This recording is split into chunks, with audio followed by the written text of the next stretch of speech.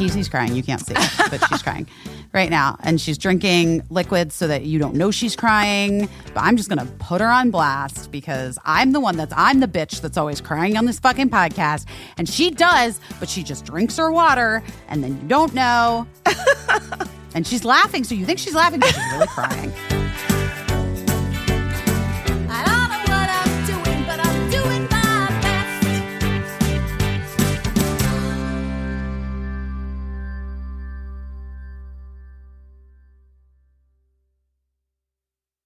Do you want to hear the most disgusting thing ever? Sure.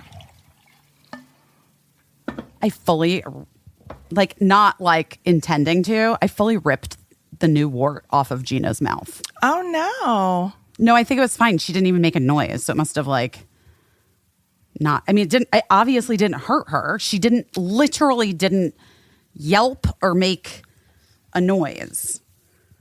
Huh. I know. So weird. Isn't that weird? So she's They're really fucking gross. She's still getting the warts. Well, she had one that was hidden under fur. Did I not tell you this? No, I haven't talked to you. Caissie. Ugh, poor Gina. Honestly, I do feel bad for her. I feel like she's ashamed. She's not herself. She's not herself. She's got a virus ravaging her body. Aww. What is this?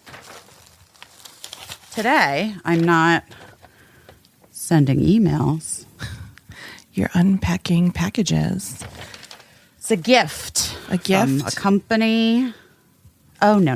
It's not from a company. From people that helped me. I helped. That's They nice. helped. I helped. We're all helpers here. That's good. Beep, beep, beep, da. Nice. A linen jumpsuit. Cool. I know how much you love jumpsuits. I do love a jumpsuit. This looks cute. Oh my God, look at it. It's a little shorts. Oh, It looks cute. like a little cute. A little cute shorty. shorts. A little shorty. Hi, everybody. Welcome to the show. It's me, Busy Phillips. I'm joined by Caissie St. Ange. Hi. Obvza. Perfect attendance. My mother texted me at 1:40 a.m., guys. Wow. Eponymous means with your name. So to say eponymous with my name is redundant. However, great use of vocabulary, and we're only 4 minutes into the podcast. So there you guys go. Was she listening at 1:40 a.m., do you think? Well, I guess it was 10:40 where she is, right? Yeah. Listening at that time or just thinking about it? 100% listen. I think she listens at it. I think she listens to it to go to bed. Oh, nice. That's okay. that's what I assume. I assume that to be true. Okay. But she's like, this is a soothing thing for me to listen to as I drift off to sleep. To my daughter and her friends swearing. And talking about coming up with butt wipes and vagina creams. Well, she's a fan. We know this. I thought last week's episode was really nice. I liked it. I liked it too. It was so nice to have our friends Kulop and Kate and Dory here. That was very cool. It was like a podcast-a-palooza. All podcasters. All the time. I did Las Culturistas. I know. Last week too. That's exciting. Bowen Yang from SNL, who and Matt Rogers going wild for this past season, and Matt Rogers, who's on the dog grooming show with Jess Rona. Is he the host of it? Yeah, maybe. I haven't watched it, I'll be honest. But Jess Rona does groom Gina. Oh, there you go. Wentz in LA. Here's what I want to say I'm annoyed about as I look forward to this summer, and there's some travel that I have to do coming up here for Huge. Yeah. And I have this dog.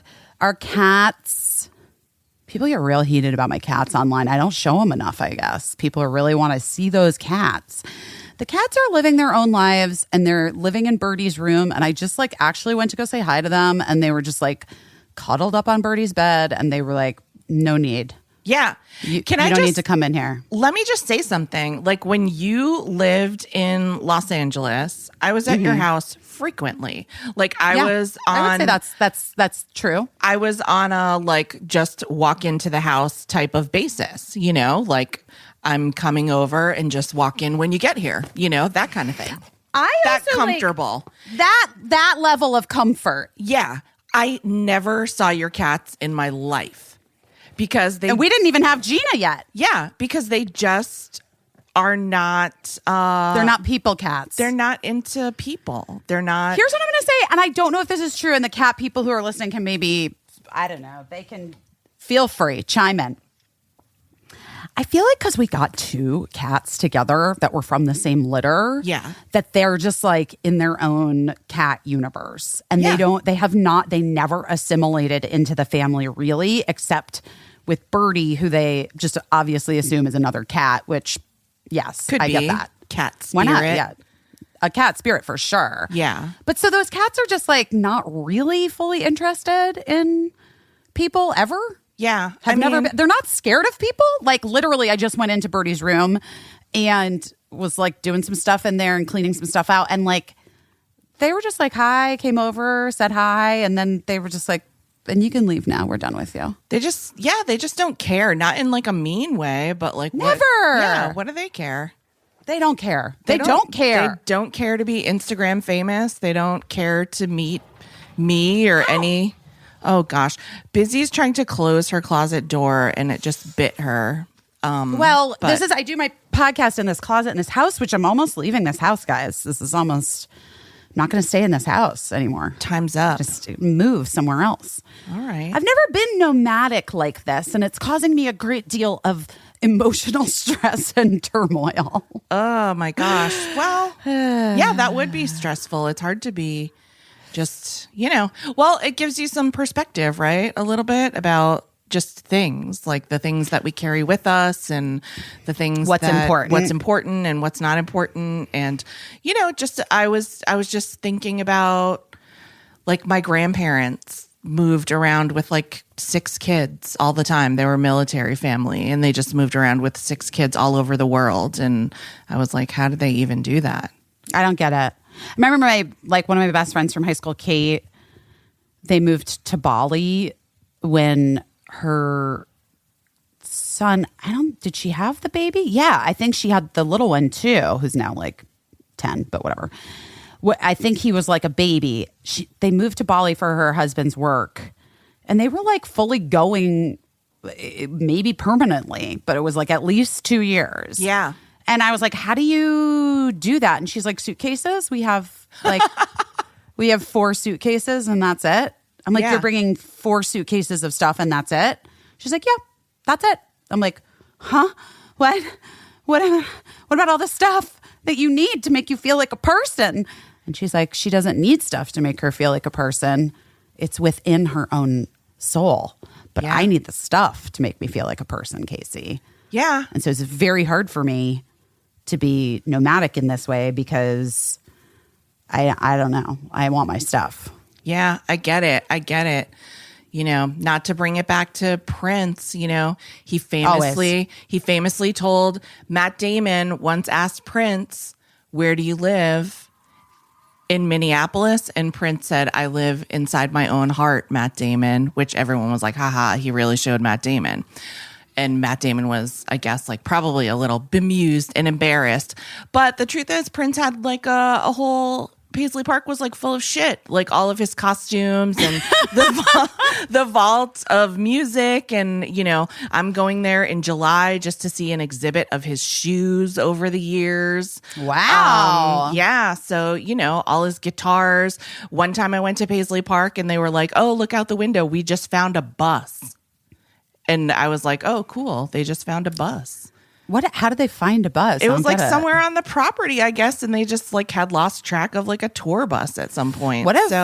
Yeah, what else is on that property though, I guess? There's people there working as archivists, and they're just like, working to like catalog everything. But there's like so many people. You know how people like buy those storage lockers, like abandoned storage lockers? I've heard so many stories of people in Minneapolis being like, yeah, I bought this storage locker and it had a bunch of tour costumes. And just like, But then that kind of also makes me feel like things weren't ultimately important at all to Prince. I mean, I think it's like a combination of both. I think it's like it gets overwhelming at a certain point where, I mean, obviously he had a lot of stuff. He was trying to run a business and he was sentimental and he probably didn't trust a ton of people. Like imagine your life on a scale of like 100 or 1,000 or whatever, and all the feelings that you're feeling. Like you want all your stuff, but like I'm sure you get to a point where you're just like, I care about all this stuff, but I don't care about any of it. Don't you ever feel like that? No, I care about all of it. But but I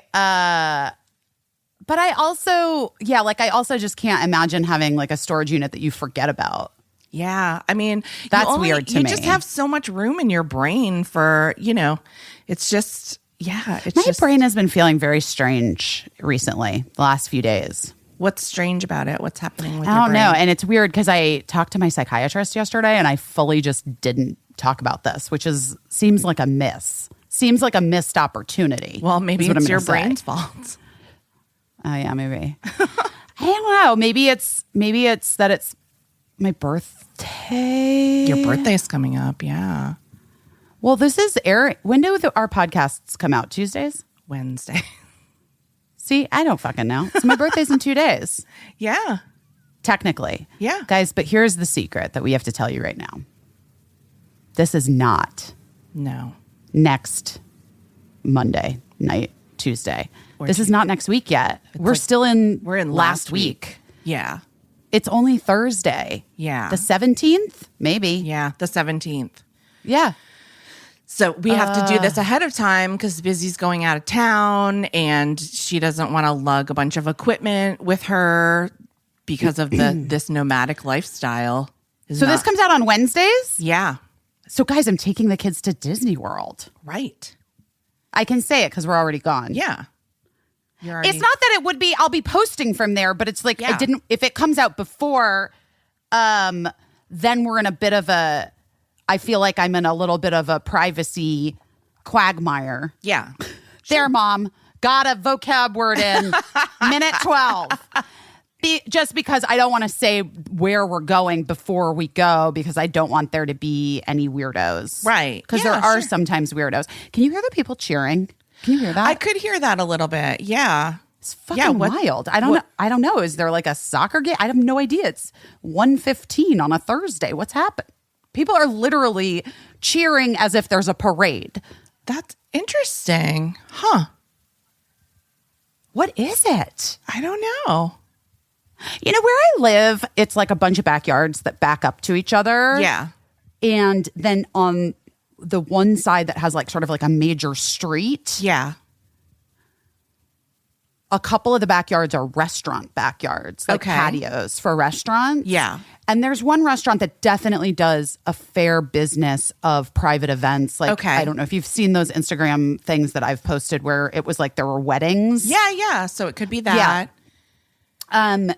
So it could be like a private luncheon or something for like, I don't even, but the way that these people are cheering right now, it's like as if they're watching the Nets win the whole thing. Yeah, that's the thing. It could be a wedding but it's also New York City. So it could be like the Supreme Court just saved the ACA. So it could be that.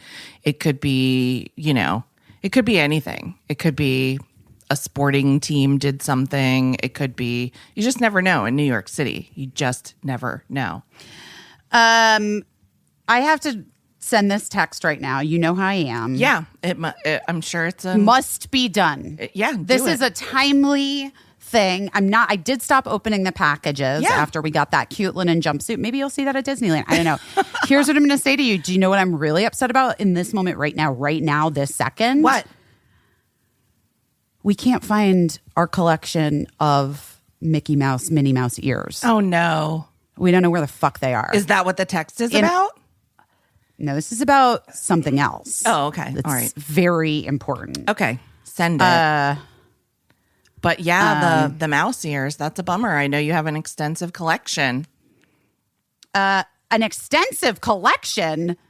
We have like a full-on packing, like a giant, one of those big tubs that you get to store bedding in. Yeah. But it's full of mouse ears. Yeah. Guys, I love Disney. Yeah, I know you do. I love Disney World. Isn't it so weird that you are sad that you're missing a tub of mouse ears, but you hate the mice that have been living in your apartment? Well, I don't think that's, no. I don't think that's, no. Mm-mm. You don't think it's weird at all? And I don't find it funny either. So, you know what? People have been asking for an update on the rat situation online because I guess I sort of abandoned the thread of the storyline, but in my Instagram stories. But the thing is, the exterminator dude came and he was like, "Yes, this is what's happening," and it's I'll a get rat. them. It was multiple rats. Yeah. All in all, there were 3 guys. Okay. We were calling them guys. Okay. They're actually not giant, which made me feel good. Okay. Better. The other night we were eating dinner on the street here in Los Angeles. Oh my God. I was on a Dr. time Freud. jump. I was on a time jump. We were eating on the street here in New York, which is how you eat now everywhere. Yeah. I would assume, unless you're a person that's just like, whatever. Go for it. Feels like people are really getting to that point where it's like, it's fine. And they're just throwing all caution to the wind. Even though, guys, there is the Delta variant. I just want to say that. Yeah. Oh my God. And you're going to flip out when I tell you this. Okay. Get a text. Thought it was like a phishing spam text. Yeah. It was not. My child was one of 900 New Yorkers that got a bad second shot. Oh, like no. a second shot that then the health department was like, it was expired. Oh, no. Yeah. So now they have to but get here's- another. But this is what's so crazy is that Birdie really had a reaction, was sick. It felt like basically what happened was there was a vaccine facility here in New York. You know, it's all run through the health department. It's government. It didn't go to like an off-brand place, guys. Yeah. And that's where we got, it was like the closest one we could get them their second appointment at. Yeah. And I guess there was a batch of the Pfizer that had been out of the fridge or whatever. Remember in the very beginning when people were when they like were the tossing dumping them. shots, Yeah. and then they had to, and then like people were like getting them before their time was. Yeah. Before they were Because people were like qualified, Yeah, because get they were the like, we shot. don't want to dump them out, just like put the shots in arms, blah blah blah. Yeah. Well, so essentially there was like a batch or something of Pfizer shots, and over like the course of 2 days, 900 people in New York got these shots that they're like, they can't say the efficacy, they can't confirm, you know, they can't That's say that awful. the efficacy was there. It's ridiculous. Because also like Birdie did get ill, like got the thing where it didn't feel well, achy, like flu-y type thing. I would think so then that meant that it was effective. Yeah. Well, We should ask Dr. Seema about that. What her first take of all, on it is. right. I put a call into our pediatrician, by the way, haven't heard back yet. Thanks for that. But they're saying that in order for it to count as them being fully vaccinated, we have to take Birdie back and get another shot, which would mean 3.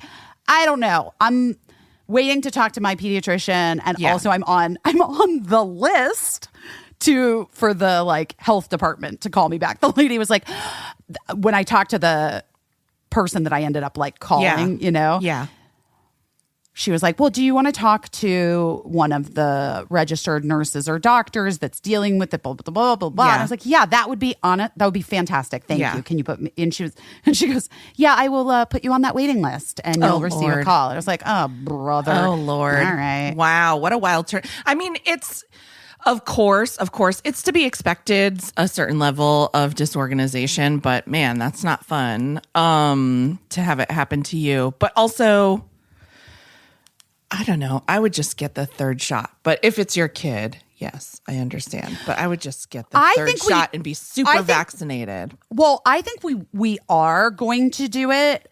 However, not before we're going to Disney World. Right. Which is a bummer, which is why we wanted them fully vaxxed before we went to Disney World. Right. And then we're traveling again. And it's like, I guess we'll probably do it right when we get back from Disney World. Yeah. I don't fucking know. Mark did a little bit of research, Mark did some research, and I guess there were like some prisoners somewhere that they gave like way too many doses to on accident. Oh, gosh. Supposedly. I don't know. And they were all it was all fine. Yeah. Yeah. They're saying that like, even if that we might all have to get boosters anyway. I think it's expected that we'll eventually need boosters. Eventually, I'm not sure they know when, but I also feel like, although I'm not a doctor at all, not even close to a doctor, I feel like I would feel confident that if Bird had symptoms after that second vaccine, that meant that they were mounting a defense against the vaccine. And so I would feel like, even though it was expired date-wise, that maybe it had some efficacy. I don't know. You should call Dr. Seema and see how she feels about it. Well, listen, I for sure think that vaccine had efficacy because of how Birdie felt. Yeah. Yeah. I just feel like, I don't know. Yeah. When I didn't feel bad after my second shot. When I got that shot, I felt like I was dying. And that's what Dr. Seema told me. She said, that means you're mounting a good defense against the virus. And I was like, okay. I'm concerned because I didn't feel anything. Well, I mean, listen, she was probably just trying to make me feel better. But I don't think so. I've heard that from other people too. And she's a doctor. Why would she lie? She's an epidemiologist. She's like the epidemiologist. She's glamorous. Is that a copyright infringement? I don't know. No. Is that a song? I don't know. I feel like I don't know. Did I make it up? Yeah. Guys, guess what? Our favorite female first canned wine brand, Bev, they've been helping us out since the very beginning, since the tip top of this little podcast. Yes. And now Bev is amazing. You know what it is? It's canned wine. It's breaking norms, creating something from the female perspective that's approachable and fun and consumer centric. Each wine has 0 sugar and only 3 carbs. They're crisp and dry and a little fizzy, super refreshing, perfect for summer. They've got 5 varietals: Rosé, Sauv Blanc, Pinot Gris, Pinot Noir, and a sparkling white wine, Bev Glitz. You know I love that rosé. Yes. And each can is a glass and a half of wine, perfect for when you don't want to open a bottle of wine just for yourself because then I'm going to feel pressure to finish it all. Anyway, one 24-pack is equal to 8 bottles of wine. Whoa. And it ships straight to your door, and shipping is always free. But here's the news. Here's the news, guys.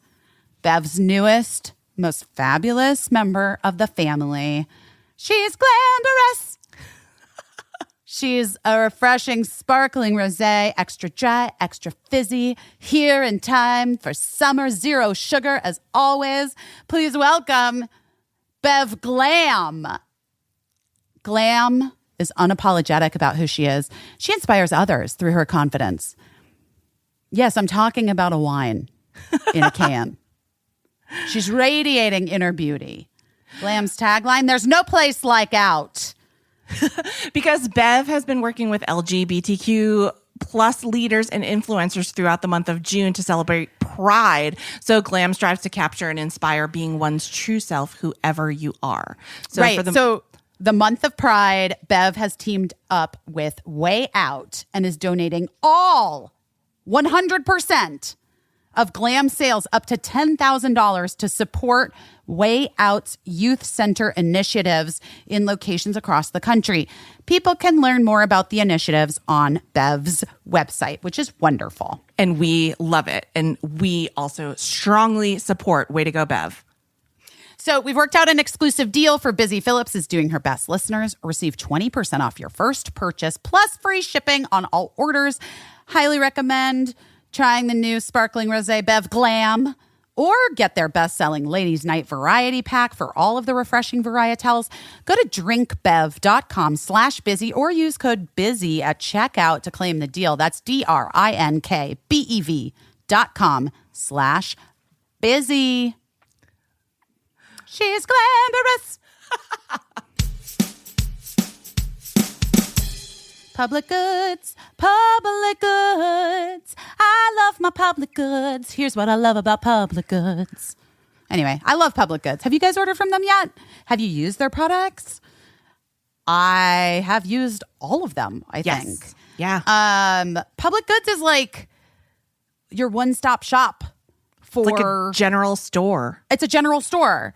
And the packaging is all like streamlined, clean, calming. It just says public goods on it. It's so nice. I love Sustainable, high quality, everyday essentials made from clean ingredients at an affordable price. Everything. They carry everything. You can get coffee, toilet paper, pet food, shampoo and conditioner. What else do I have? I have a candle. I have a public goods candle that I ordered. Just everything you need. Yeah, it's everything that you need. It's your new everything store. And like I said, it's thoughtfully designed for the conscious consumer rather than buying a bunch of single product brands. Public goods members can buy all of their premium essentials in one place with one beautiful streamlined aesthetic.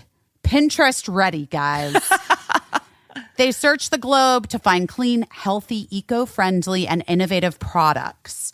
They ethically source and obsessively develop each of their products to be free of unhealthy ingredients and harmful additives still common on drug and grocery store shelves. They're committed to making their products healthy and safe for humans, animals, and the environment. I have the hand soap in every room in my home that has a sink. It's like my favorite hand soap. I love it. Yeah, I love the dish soap. And also, I love the cocoa almonds. They're delicious. Oh, I love those cocoa almonds too. I ordered those as well. You know, I love a chocolate almond. Yes. Anyway, Public Goods uses a membership model to keep the costs low and pass on even more savings to the customers. And best of all, you can make your first purchase with no obligation. Plus, they plant one tree for every order placed and incorporate sustainability into every part of the company. So join hundreds of thousands of others who've switched to their new everything store. We worked out an awesome deal just for our listeners. Receive $15 off your first Public Goods order with no minimum purchase. Do you understand what I'm saying? It's right. They're so confident that you're going to love their products and come back again and again that they're just giving you $15 to spend on your first purchase. It's amazing. You have nothing to lose. Go to publicgoods.com/busy or use code BUSY at checkout. That's PUBLICGOODS.com/BUSY to receive $15 off your first order. Okay, so wait. So I was telling you. You were telling me you were eating outside in New York, and it was and a full rat at a fancy restaurant. Yeah, and a full rat. We watched as he climbed out of the sewer. Yeah, looked at us, put up his middle finger, and just jogged on over into the seating area and scurried around. Oh, for sure. For scraps. And I was like, they're out to get me. This feels personal. But then everybody who's lived in New York is like, it's not personal. They literally are just like everywhere. Yeah, I mean, I haven't been back to New York since, and I don't know, I haven't even read like the statistics of like, I know that New York emptied out a great deal when the pandemic happened. I'm not sure what the statistics are of how many people are back in New York now that things are opening back up. But I would imagine that rats are pretty much like, hey, this is our town right now. Like, Yeah. like we're running this shit. And, you know, what I know about rats is when you see one, there's 100 buds like somewhere around. Like rats are just sending out like one lookout for, you know, there's a whole team. There's usually an army of rats behind that one lookout guy. But, you know, but here's the thing. Here's the thing about rats. Like I also grew up in a rural area and like who was I just telling about? I was just telling somebody about like we had I grew up on a farm and there was one Easter where it was raining. And I was so sad because it rained out like our Easter egg hunt. And it was just a disaster Easter because like I had boiled eggs to make like Easter eggs and I had not boiled the eggs long enough. So they were all runny and my cousins were all like, these eggs are disgusting that you made. They're not hard boiled. They're like soft boiled Easter eggs and you're terrible at Easter eggs. And so I was already like sad about that. And then our Easter egg hunt was rained out and then our basement flooded. And for some reason that the river, like the little brook next to our house rose and that drove all of the rats into like our flooded basement.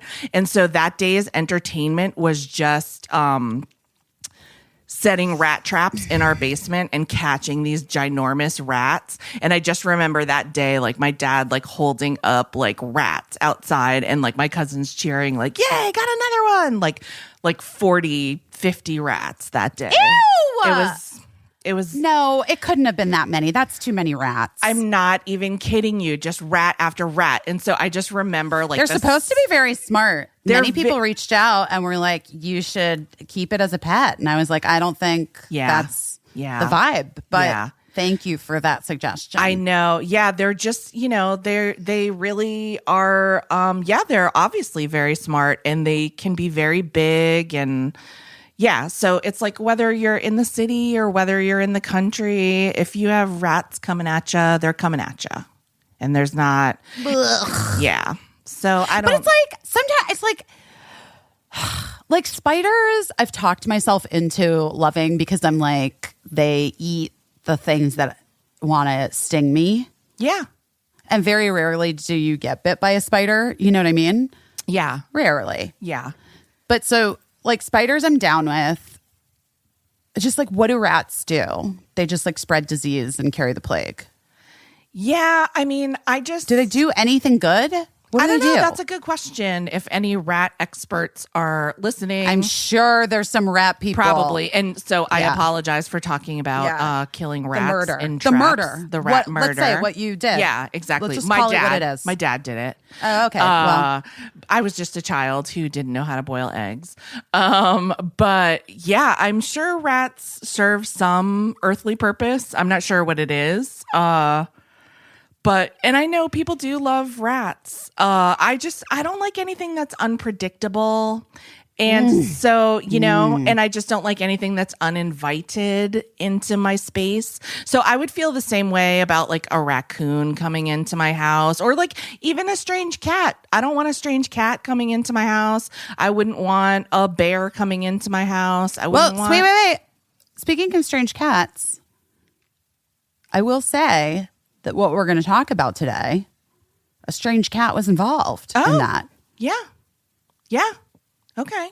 Yeah. So, you know, we're tying it all together. Yeah, we're Caissie. tying it all together. I'm trying to make connections. Cohesive. Yeah. It's all connected. Trying to make this podcast make sense. Yeah. Not just for you and me, but for the but people. also for our listeners. For our listeners.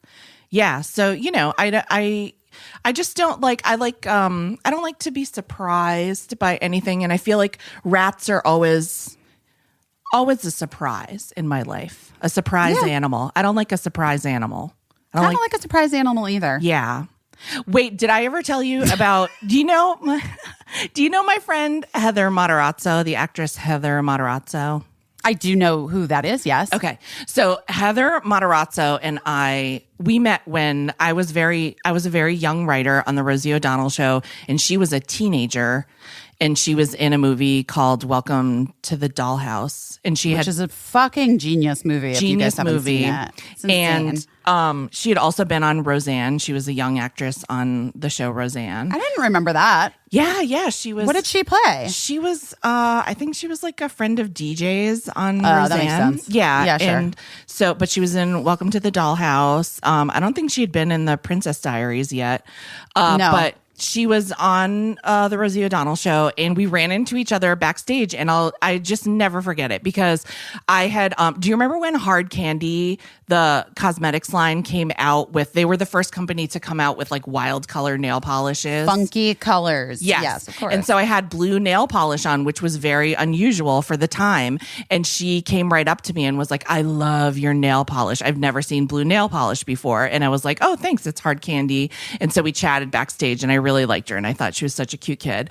And so we were friendly then, but the internet wasn't really a thing, so we never stayed in touch. But I would see her when she came to the show, and we're always happy to see each other. And then one day I was walking in Chinatown in New York City, and I saw who I thought was Heather from a distance, and we were both older. She was like a young woman now, probably in her 20s. And I saw her from a distance, and we saw each other, and we were like excited that we were walking toward each other. And so we're walking toward each other, getting excited to like meet on the street. And just as we met on the street in Chinatown, as we were about to open our mouths to talk to each other, we heard a weird noise from like the awning above us, like a weird like swishy noise. And so we looked up and we saw like a shadow on the awning, and then like the biggest, fattest rat just fell down, like skittered down the awning and fell down on the ground between us. And just then plopped in front of you. Just plopped between us, and then was like, blah, blah, blah, and just like ran away. Oh my God. I kind of love that though. I feel like he was like as surprised as you were. He was so surprised. And then we were both like, oh my God, did you just see that? Oh my God, like that rat could have fell right on us. And then it was like really all we could talk about. And it just was like cast such a pall on our chance meeting on the street. And we just couldn't get over it. And it was just... And so we were just like, okay, bye. See you in another 7 years. But the happy ending to the story is that the internet was invented. The internet was invented, and we got back in touch, and now we're practically neighbors. And I see her, now that the pandemic's over, I see her routinely, but I see her. I mean, that's amazing. Yeah, she was just at my little birthday celebration the other day, and it was delightful. But we talk about the rat story every time we see each other, and we're like, that's remember disgusting. the rat? But also funny and sounds like a cartoon. And that rat sounds like a rat I could get behind. That's all I'm saying. I feel like I'm on board with that rat. The rats in my kitchen squeaking, not so excited about those guys. The rats in your kitchen are probably descendants of that rat. No, Caissie. Mm-mm. Probably. He's probably like their great-great-granddaddy. Maybe. Just none of them are Fievel the mouse. You know what I mean? No. Like they're all just not that cute. This is what I'm saying. We constantly personify these things, and we're like, they're so adorable. Let's make a cartoon and an adorable pop culture empire surrounding how adorable vermin are. But when they're in our house, we don't love it. No, we want them to fuck out. I need to learn to live with nature. I mean, I don't want to be like, I just need to learn to be a little bit better about it. I don't know. I mean, listen. Do I? It's like Maybe even not. one thing when you see one like walking by, but when you open your drawer and there's a bunch of shits on your favorite sweater, not the best. Ew. Yeah. Have you ever had that happen? Yeah. No. Yeah. No, but you know the famous story about Michelle. the roof. Oh, No. Michelle's the roof car. rats. Yes, your roof. Michelle's car had a rat that moved in one winter. And then in New York. And then in LA, we have something called roof rats, which are smaller than what you would think of when you think of a New York City sewer rat. They're tiny. They almost look like mice, but they are rats. And we had like an infestation of them when Birdie was a baby.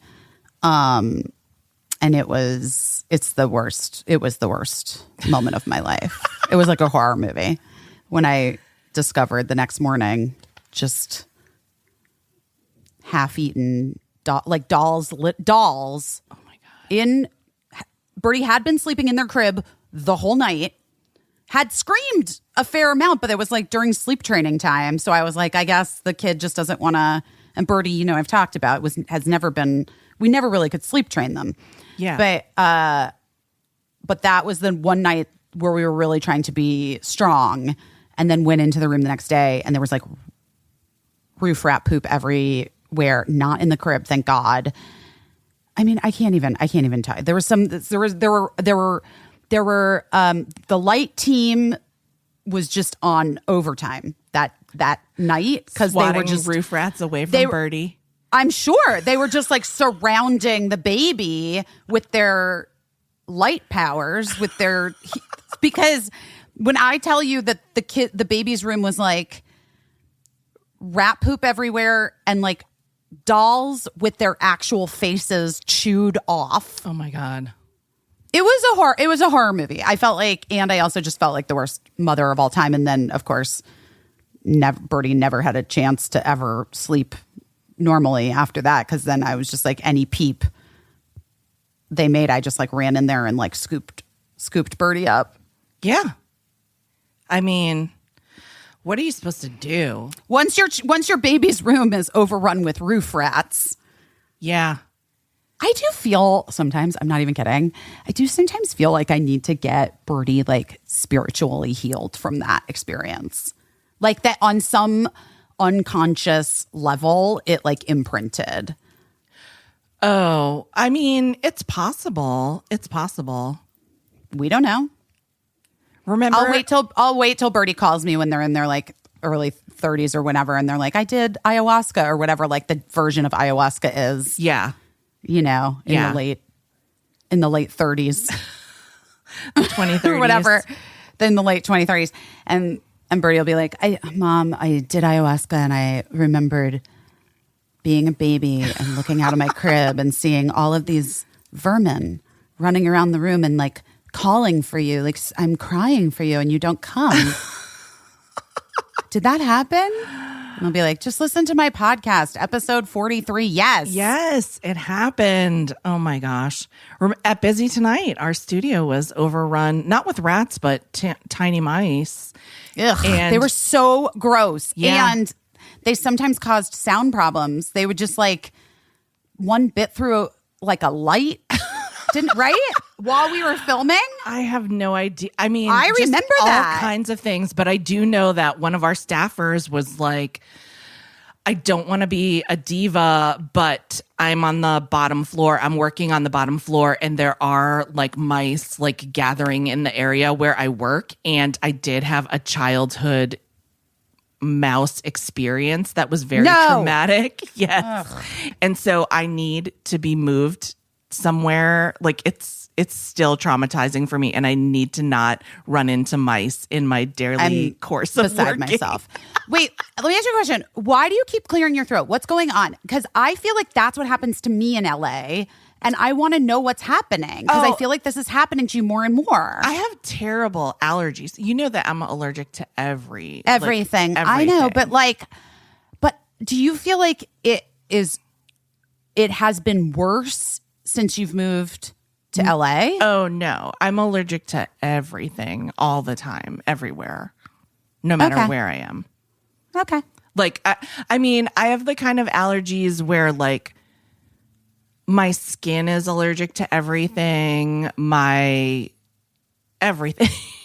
Like, I have the kind of allergies where, like, my dad used to give me, like, would eat certain things and give me a kiss on my cheek, and I would get like a welt on my cheek from whatever he was eating. Or, you know, I'm allergic to a lot of things. I told Do you you about. do you get like anaphylaxis? Like, do you have to like have a EpiPen with you? No, it's never that bad. It's usually just like a skin reaction. I'm sure I told you about the spa story, right? About how I got sent to the spa and they put stuff all over me and then they like left me alone to relax in the dark. And then I was like trying to call them and be like, this is burning me. Whatever you put on me is burning me. Can you help? And then they were like, flicked the lights on and were like, you need to get in the shower right now. And your whole body was like bright red. I was covered in welts. And then they were like, do you mind like going out like this other door? Like not walking out through reception? And I was like, yeah, that's fine. That is so bonkers, Caissie. It was bonkers. But also I would have been like, no. Fuck you. You did this to me. No. Ugh. Okay. Let's see. I'm going to say this. I can't really say what we're doing our best at this week because this is last week. We're always doing their best. Yeah. It is my birthday. Yeah. I'm nervous. It's your birthday. You're nervous about your birthday. Mm-hmm. Yeah. I'm nervous. Okay. I was nervous that I got you a birthday gift, and I'm still nervous because I'm not sure how to deliver it to you. I was nervous because I got you a couple things because I wasn't convinced that anything would get here in time because of where things were coming from. And so one thing did Portugal? Well, not Portugal, but not Portugal. What? But one thing did arrive here in time, but still something else needs to be done to it to make it like acceptable. But I'm just trying to figure out how to do that. What's the best way to do that? And since you're Personalization. Yeah, it's like not to like that. This is a me problem, and it's making it less of a gift to even tell you about it on the podcast. I like it. Whatever. Mm-hmm. But like, also, you're an adult, so I am an adult. Yeah. Hold it up right now. Give me that present right now. Yeah. So I'm like, I don't even know. Like it is. I'm one of those people where I feel like people say to me all the time, "You're so hard to shop for. You're so hard," and I feel like that is just not true. I like so much stuff, and I like anything. You saw my reaction to just that little shorts jumpsuit I just opened. No, it was exciting. Do you really want to see it? Sure. Do you? Wait, I'll kind of. Is that weird? I don't know. I'll try to cut it open. You can also wait because I do have to come. I have to come to Los Angeles like later this summer, so you could also just give it to me in person. I'm gonna open this other package while I'm waiting. Okay. All right. Here's the part of the podcast where we open packages and you can't even see what the fuck we're opening. Guys, it's like unboxing. But without the joy of seeing what the fuck it is. That's exciting. What's this? Okay, look how many stamps. Oh my gosh. That's how it arrived? Is it from Etsy? Is it a sign? Is it a sign? It's not a sign, but it is from Paris. Okay. Ooh, it's so cool. Have you seen it yet? Have you opened it yourself? Look at those stamps. You're going to have to take a picture of those stamps so we can post it. Oh, God, I just got so hungry, Caissie. I may have Ray bring the chicken up. My chicken. All right, Caissie's still unboxing, guys. Wait, I have another package. I went through a period of time, where I ordered stuff on this shopping website called Moda Operandi. Do you know what that is? No, I don't know what that is. Oh, well, here's the trick. This is the trick with Moda. You order stuff, like you pre-order stuff from like the next season of designers' clothes or whatever. And when you pre-order it, you like pay half at the time. You do a deposit, maybe it's not half. You do a deposit, and then when it comes out, they ship it directly to you, and you pay the other part or whatever. But that means that like I ordered this stuff literally like probably on set of Girls Five Eva, and then it shows up, and I'm like, I don't even remember ordering this bathing suit You know what I mean? Yeah. But it was like the summer collection. Oh my God. And now here it is. And so then I try it on and I'm like, do I want to keep this stuff? Anyway, all right. So What is it? This is exciting. This is my birthday present. This is like super. It's never been unrolled, so it's Oh my like, God! it's a rare version of like something that's more common, but it's a rare. I don't know, but it's never been unrolled. So I'm unrolling it for the first time, and then it'll never roll back up again. So that'll be a part of the. Wait, do you challenge. not want to do that because you want to? Were you wanting to take it to get it framed? Yes, Is that what your idea was? But then you're like, ship now it to LA. We're halfway What's through happening it now. Let's just. You gotta unroll. You gotta unroll it. Maybe you ship it. Maybe you ship it rolled to me, and I'll just have it framed. No. I want to see it. Oh yeah, for sure. But I mean, maybe don't frame it in LA. Shipping something framed is like stupid. That feels expensive, doesn't it? Yeah. Just put it back in and add a bunch of stamps on top of those ones. Wait, this is so exciting. I've never had a birthday present reveal before. Wait, where's my phone? I want to take a picture. Is it David Byrne? Ah! I love it. Oh my God, that's amazing. Wait, that is amazing. By the way, I also did think it was your hand holding his face. I was like, that's weird. Why is Caissie's hand so big? Wait, that's incredible. Whoa. Does it say something on the bottom? Or is it just his face? I think It's my prized possession. Possession. Oh my God, I love it. Oh my God, where's it from? From France? Yeah. Oh, Caissie, I love it. Thank you. Oh my God, I love it so much. You know, I've been dying. I've been trying to get I wanted a really good old David Byrne concert tee, but.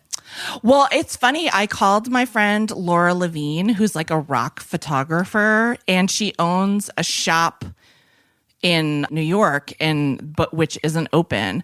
And I was asking her, do you have any photos of David Byrne from back in the day? And she was like, I don't know that I do, but then she's amazing. But then she just got on other things. And then she was like, I actually have some unseen photos of Prince that I have to show you whenever I get around. Oh my God. Yeah. And I was like, yeah, I totally need to see those. And then she was like, I'm going to try to think of a good David Byrne gift for Busy. And I was like, when the shop reopens, I'm sure she'll want to go there and see what you have. But then I found that in the meantime.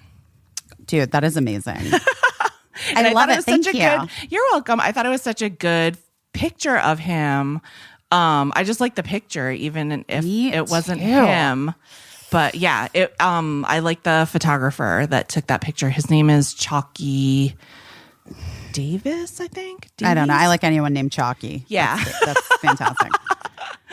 Well, that was fun and a little bit different.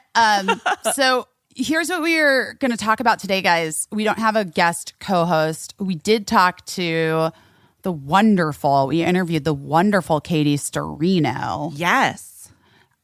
She has a new book out called Body Talk. If you don't follow her on Insta, highly recommend. She created Megababe and all the products within that line. If you're not familiar with those, also, again, highly recommend. Yes. But her Instagram is it's such a valuable, a lot of people are like, oh, what am I doing on Instagram? I feel like I waste so much time scrolling Instagram and it's just a waste of time. I want to say this about Katie. I find that her Instagram is a valuable thing in my feed. For me personally, I find that it's valuable. She's doing a valuable service, and her products are amazing. They're great products, and I'm sure that you see them on your store shelves. You probably own some of them, but her Instagram is for free. And so, and it's just it's a valuable thing to put in your eyeballs, and it's great food for thought all of the time. And so I just get a lot out of it. Me too. I love it. That's how we became friends. Yeah. And I really, enjoyed the book. Did you Yeah. get it yet? I haven't gotten to you. I have it sending to you. It's coming to you. It's coming towards you. I haven't read the book yet, but I'm really looking forward to it. I know I have such a pile of great books to read. Piling I know, up, me but, too. yeah. There's so many, and we just keep having people on, more and more people on who've written books or just written books or have books, and I'm like, everybody slow down with the books. A lot of books. I'm trying to catch up. It's great news. I mean, I guess that makes sense because there was a pandemic, and that's a thing that people could do when there was a pandemic is write a book. So That's cool. I didn't. Did you? I didn't write a book for myself No. in the pandemic. Yeah, I did not do that. Well, we thought it would be a good episode since we're doing it the week before. We can't really speak to any current events that are happening. If anything's happening, we don't know. We don't know what's going to happen. Can't even tell you any funny Disney World stories because I'm not back yet. Yeah. I mean, I will be by the time you're listening to this, but whatever. The point is, we thought it would be a good time to do our medium recap. Yeah. So first, well, why don't we listen to our talk with Katie now, Okay. and then we'll come back, and then maybe we'll set up the chat with the medium. Enjoy.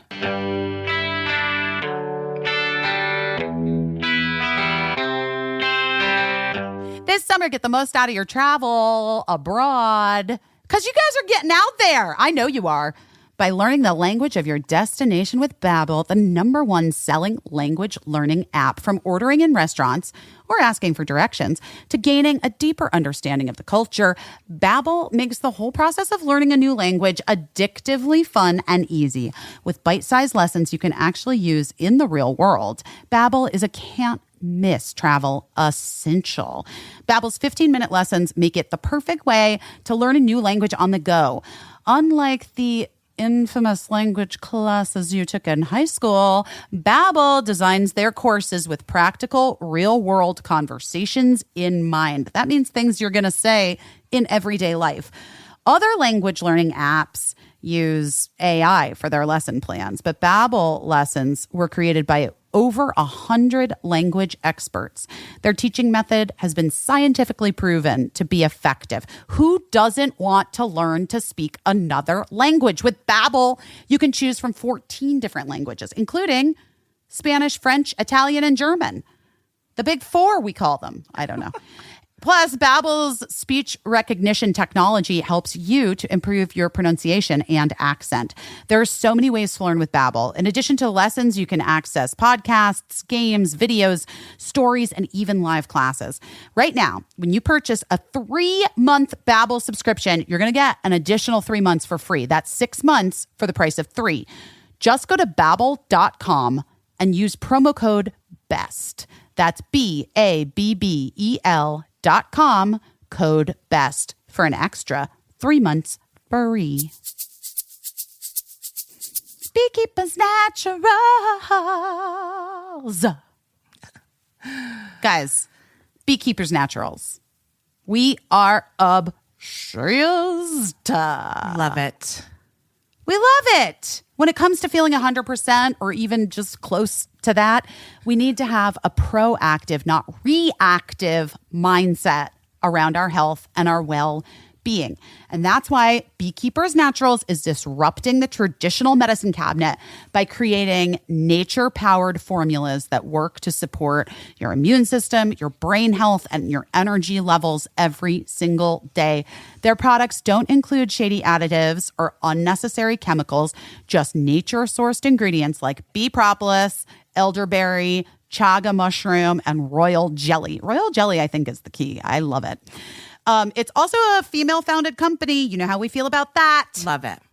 Founder Carly Stein was inspired to reinvent the medicine cabinet when she discovered propolis, a powerful ingredient that bees use to protect their hive from germs. If you're not a fan of propolis, you don't know about it yet, let me tell you something. Get on board because it is amazing. Carly, her own story is that she had struggled with low immunity her whole life, and propolis was the first medicine that actually made her feel like her health was in her hands, which is the experience that inspired her to tackle modern health issues, from stress-based low immunity to brain fog and energy, through ingredients found in nature. I've been using the Beekeepers Naturals Bee Immune Propolis Throat Spray. I love it. Yeah. I keep it in my purse. Yeah, it really helps me when I was just complaining about my allergies. It really helps like keep that scratchy throat at bay for me. Yes, and I keep I like the royal jelly, like the energy, the bee energy. Oh, Is that that yeah. one? I love that, those little shots. Today, Beekeepers Naturals is offering an exclusive offer to our listeners. Go to beekeepersnaturals.com/busy or enter code busy at checkout and you'll get 20% off your first order. That's BeekeepersNaturals.com/busy. Start feeling better every day today. You can also find Beekeepers Naturals nationwide in over 2,000 stores like Target, Whole Foods, and Sprouts. But get it online so we get credit. Guys, what a joy. What a delight. My online friend, who we finally had an in-person meet cute. She is, I was like so flattered years ago when you featured me in Supersize the Look. It was like truly, I felt like I'd made it in my life. And Katie Sturino, if you guys don't follow on Insta, you should. But she's the founder of Megababe, and surely you have at least one Megababe product in your bathroom. Whether it's the what's the thigh rub called that I love? Thigh Rescue. Thigh Rescue. When we met, we were meeting for coffee, but then the coffee place had closed, so we just sat there and didn't drink anything, which felt right. And now you can add professional author, book author, That's right, to your title. Body Talk, How to Embrace Your Body and Start Living Your Best Life is now available. It's like part memoir, part self-help, part workbook. How would you describe it? You're laughing. You're laughing at me already. What do you think? I'm laughing. It's your I'm laughing. presentational voice. Oh, yeah. It is. Oh, yeah, it's funny. Yes. And that's exactly what it is. When the people came and said, you should do a book, I was like, no one needs my story. I don't think that's what the people needed from me. I wanted to provide something that people could actually take and do work offline and really focus on themselves and use parts of my story as inspiration, but really do the work on themselves.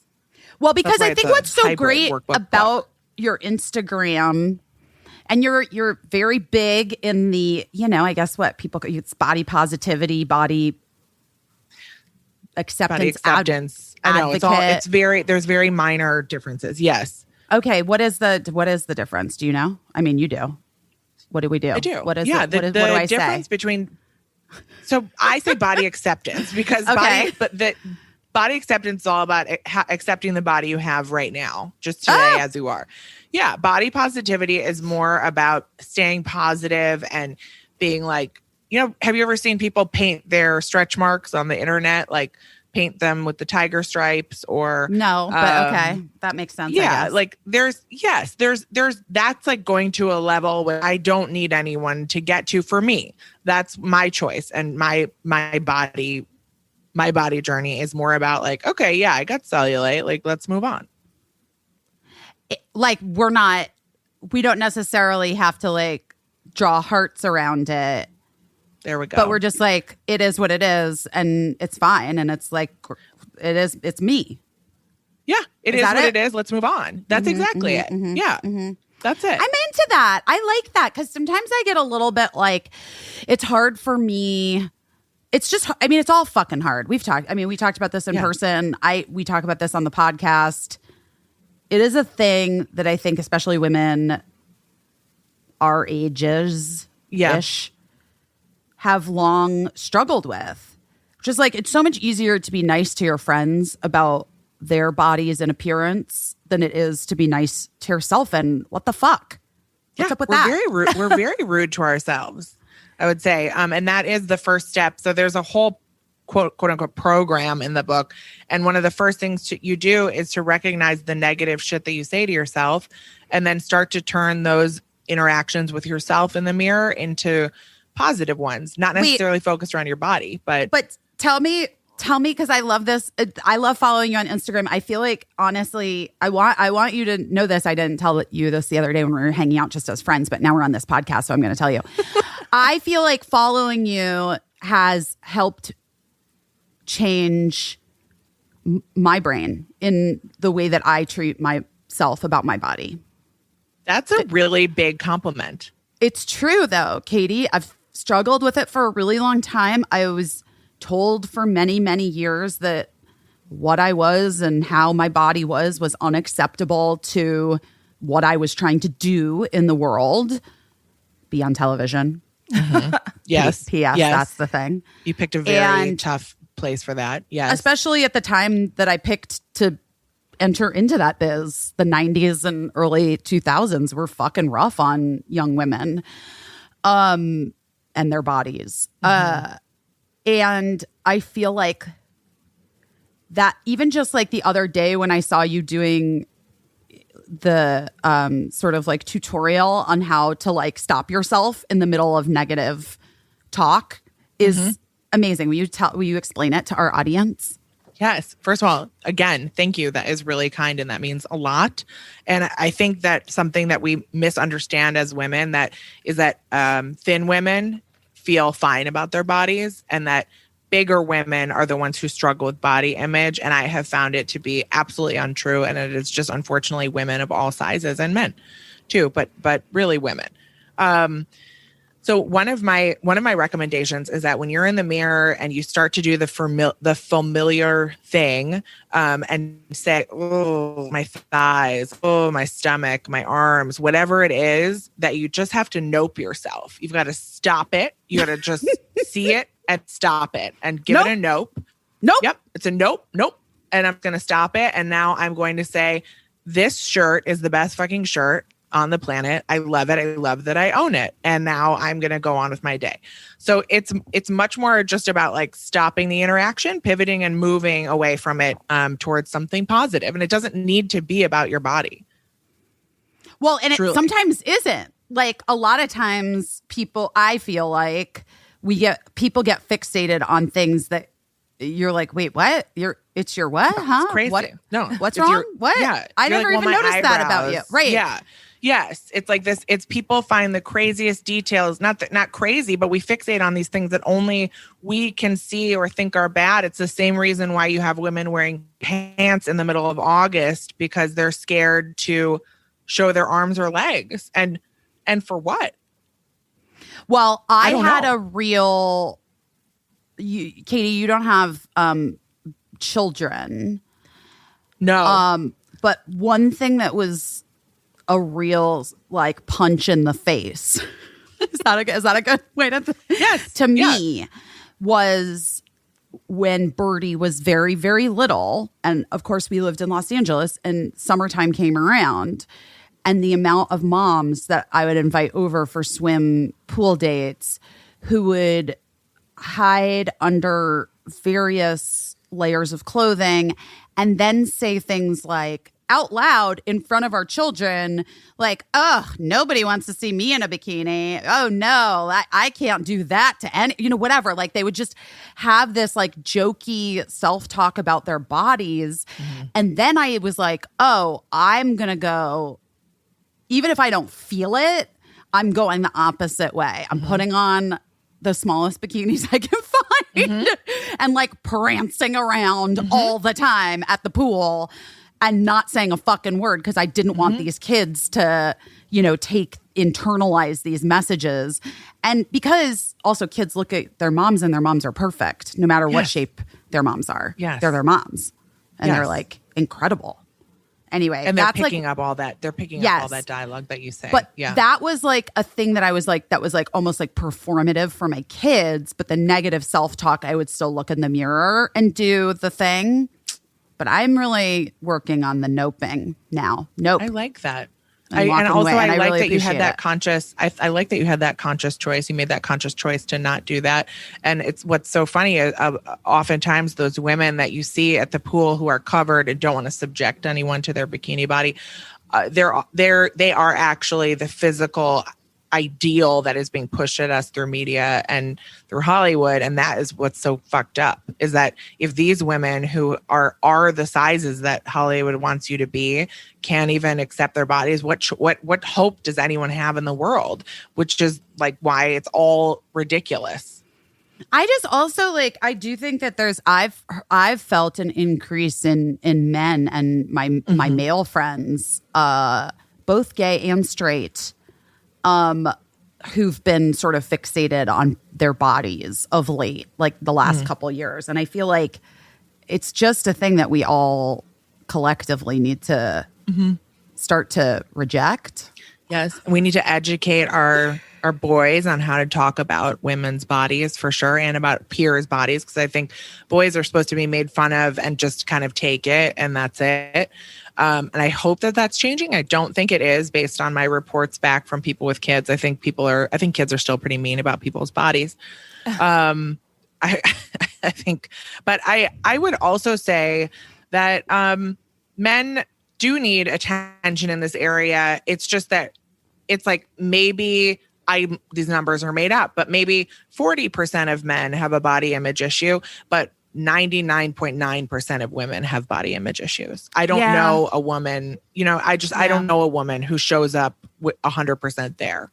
Jonah Hill recently wrote that really interesting Instagram post about how he had been afraid to, go into a pool like his entire life, I think, without a t-shirt on, which I found to be, really refreshing that a guy was speaking out. I have young men, sons who are, I don't necessarily know that it's a conversation that we've ever had, but certainly have been around young people. I think it's a thing because I'm certainly one of those women who I'm never like, nobody wants to see me in a bathing suit, but I'm definitely not like going to a pool party and getting into a bathing suit. It's like a very private exercise for me if the swimming's not private, because I'm just not there. So I think like there definitely needs to be some type of re-education, and it needs to be super, super gentle.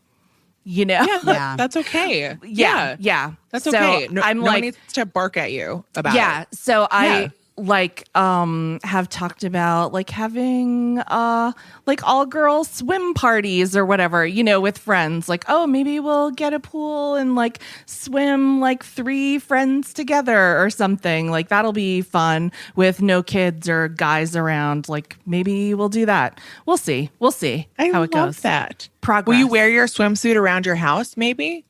Maybe. Yeah. I just got a couple cute ones. We'll see how it goes. Okay. That's I think maybe when no one's home. I don't know if anyone's ever not home, but I think that's one thing that I tell people to do is wear that fear clothing or whatever the thing you're hung up on, wear it around the house and see what happens. Yeah. That's why I love when you do like the supersize my look. And I love supersize my look. Because, you look good when you recreate those looks. You know what I mean? And that's really helpful, is that, to just see like, oh, obviously this woman that we know that's famous, like looks wonderful in this look. But then you recreate this look and you look good too. And so that's great for me to see.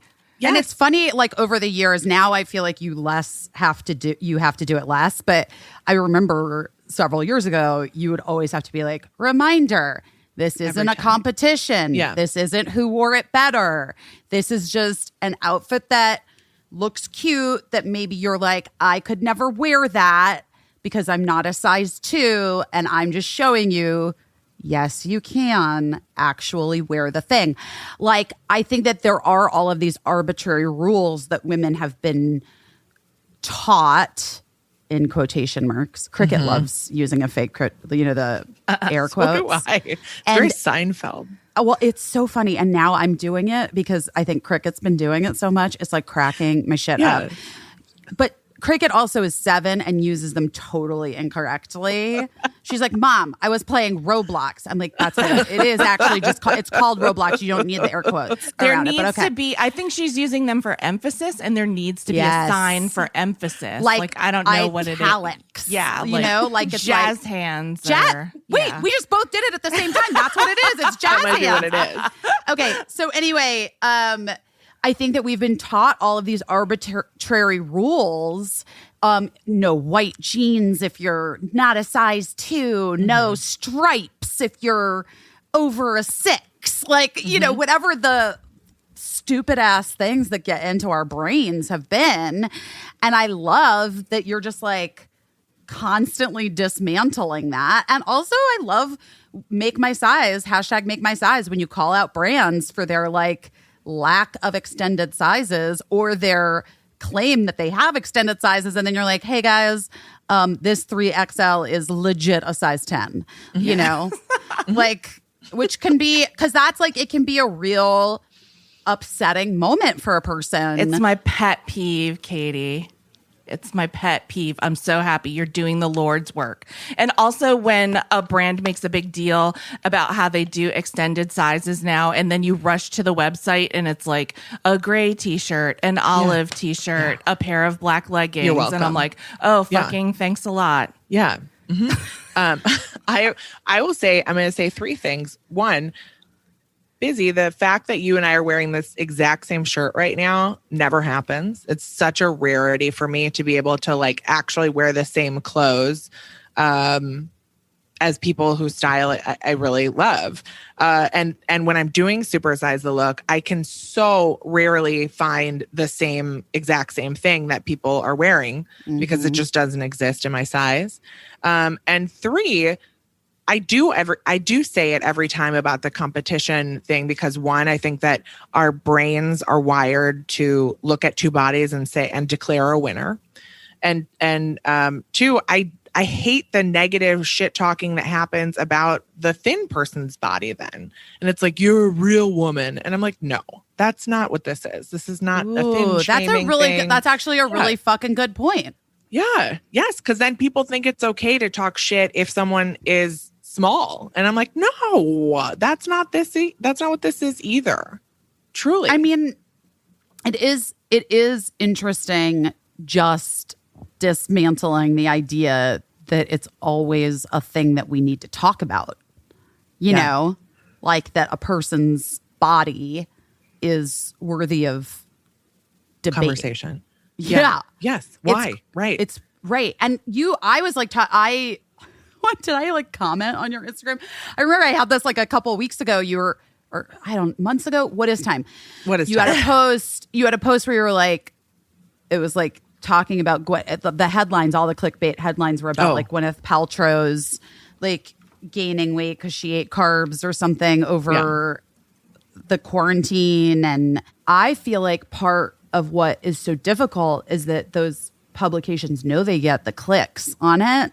So even if you try to deflect as the person being interviewed, oftentimes the deflection even will make the headline. You know what I mean? Like, because they just want the clickbait. So they're like trying for it in any way that they can. And one thing I've started to do is actually just say to the reporter, like when they ask me questions about my body, I think that we really are at a point where we should be moving on from these kinds of conversations. And the best way to do that is to ask different questions. I love that. I love that. And sorry to put the responsibility on. It sucks. It's hard. Hollywood women, but that yes. But it's also like, and I said to you, like, it's hard to remember that in day 2 of press and hour 8, when somebody is like, what was your eating and drinking? Like, what was your diet like during production or whatever? And it's hard not to just go back into the default of like, oh, Yes. well, It's a trap.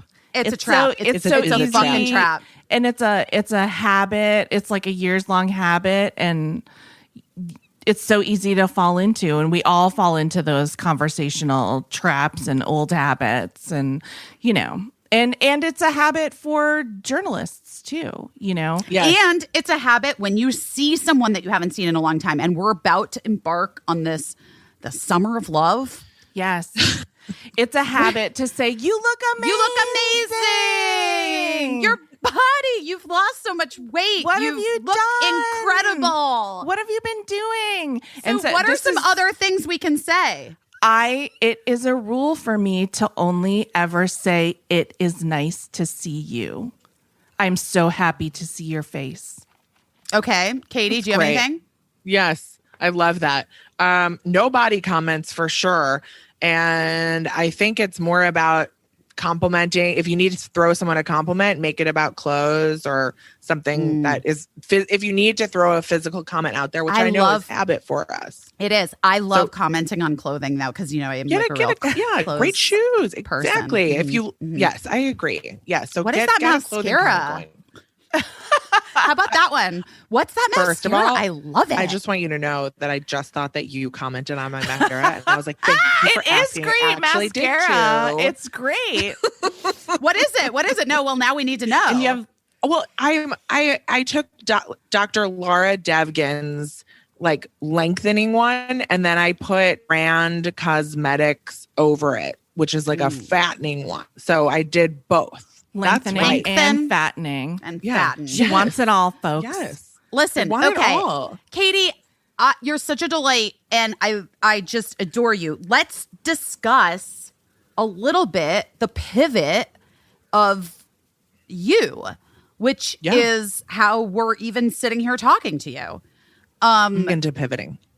You are V into pivoting. Yeah. So I am.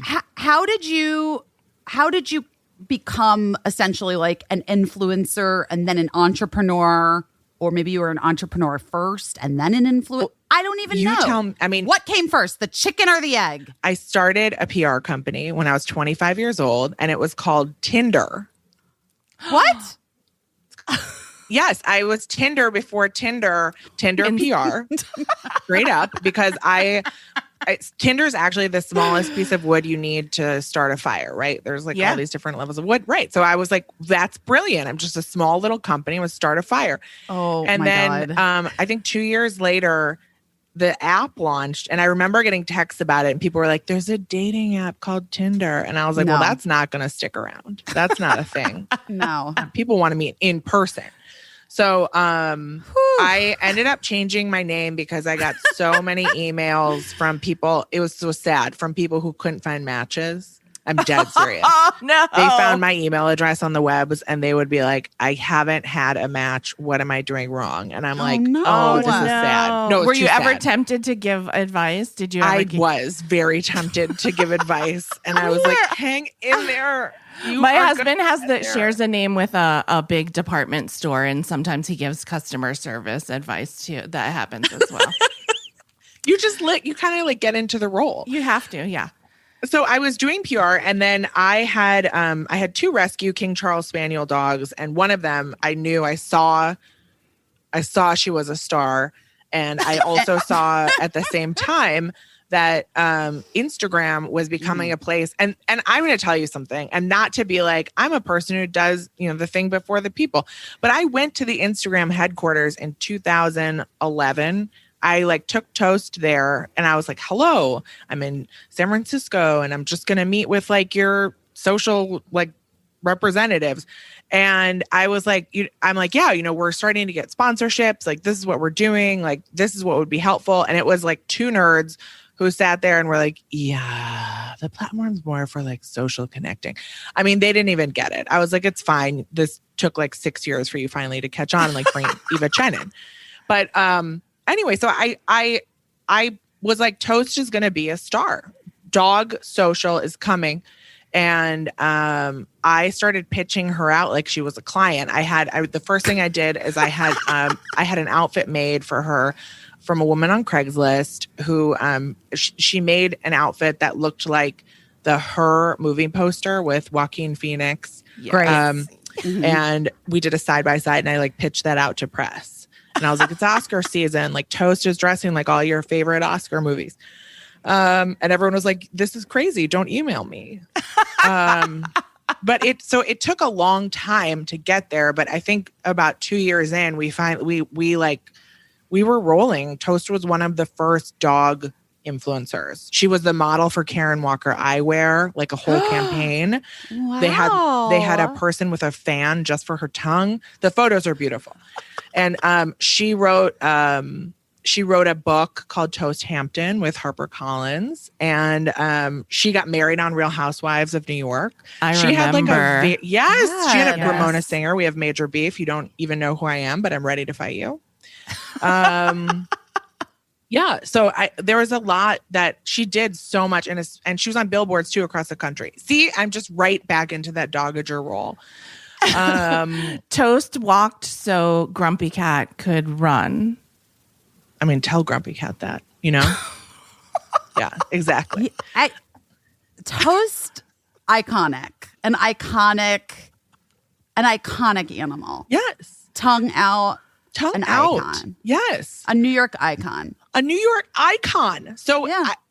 I was on a NARS shoot with Toast. Oh my God. Let that settle in. Yeah. And the editor there, I was like, okay, I'm just going to take my shot here and just tell her that I would love to be featured at some point if they ever did a curvy girl dressing series. And she said yes. So I did that. And now if we're talking about pivoting, so I was doing PR maybe 50-50 with Toast. And then I ended up starting the 12-ish style because I wanted to help women who were like a size 12-ish get dressed, find clothes that worked, and find out like which piece in Eero might fit their body. And then that took off like almost right away because there was really nothing out there like it with the type of clothing. And I don't know, I think it was unique at the time. And then You were like filling a hole. Katie, let's be real. I know I am not a plus or what I mean a person that wears a size. Yes, I got it. Yeah, over. Yes, whatever.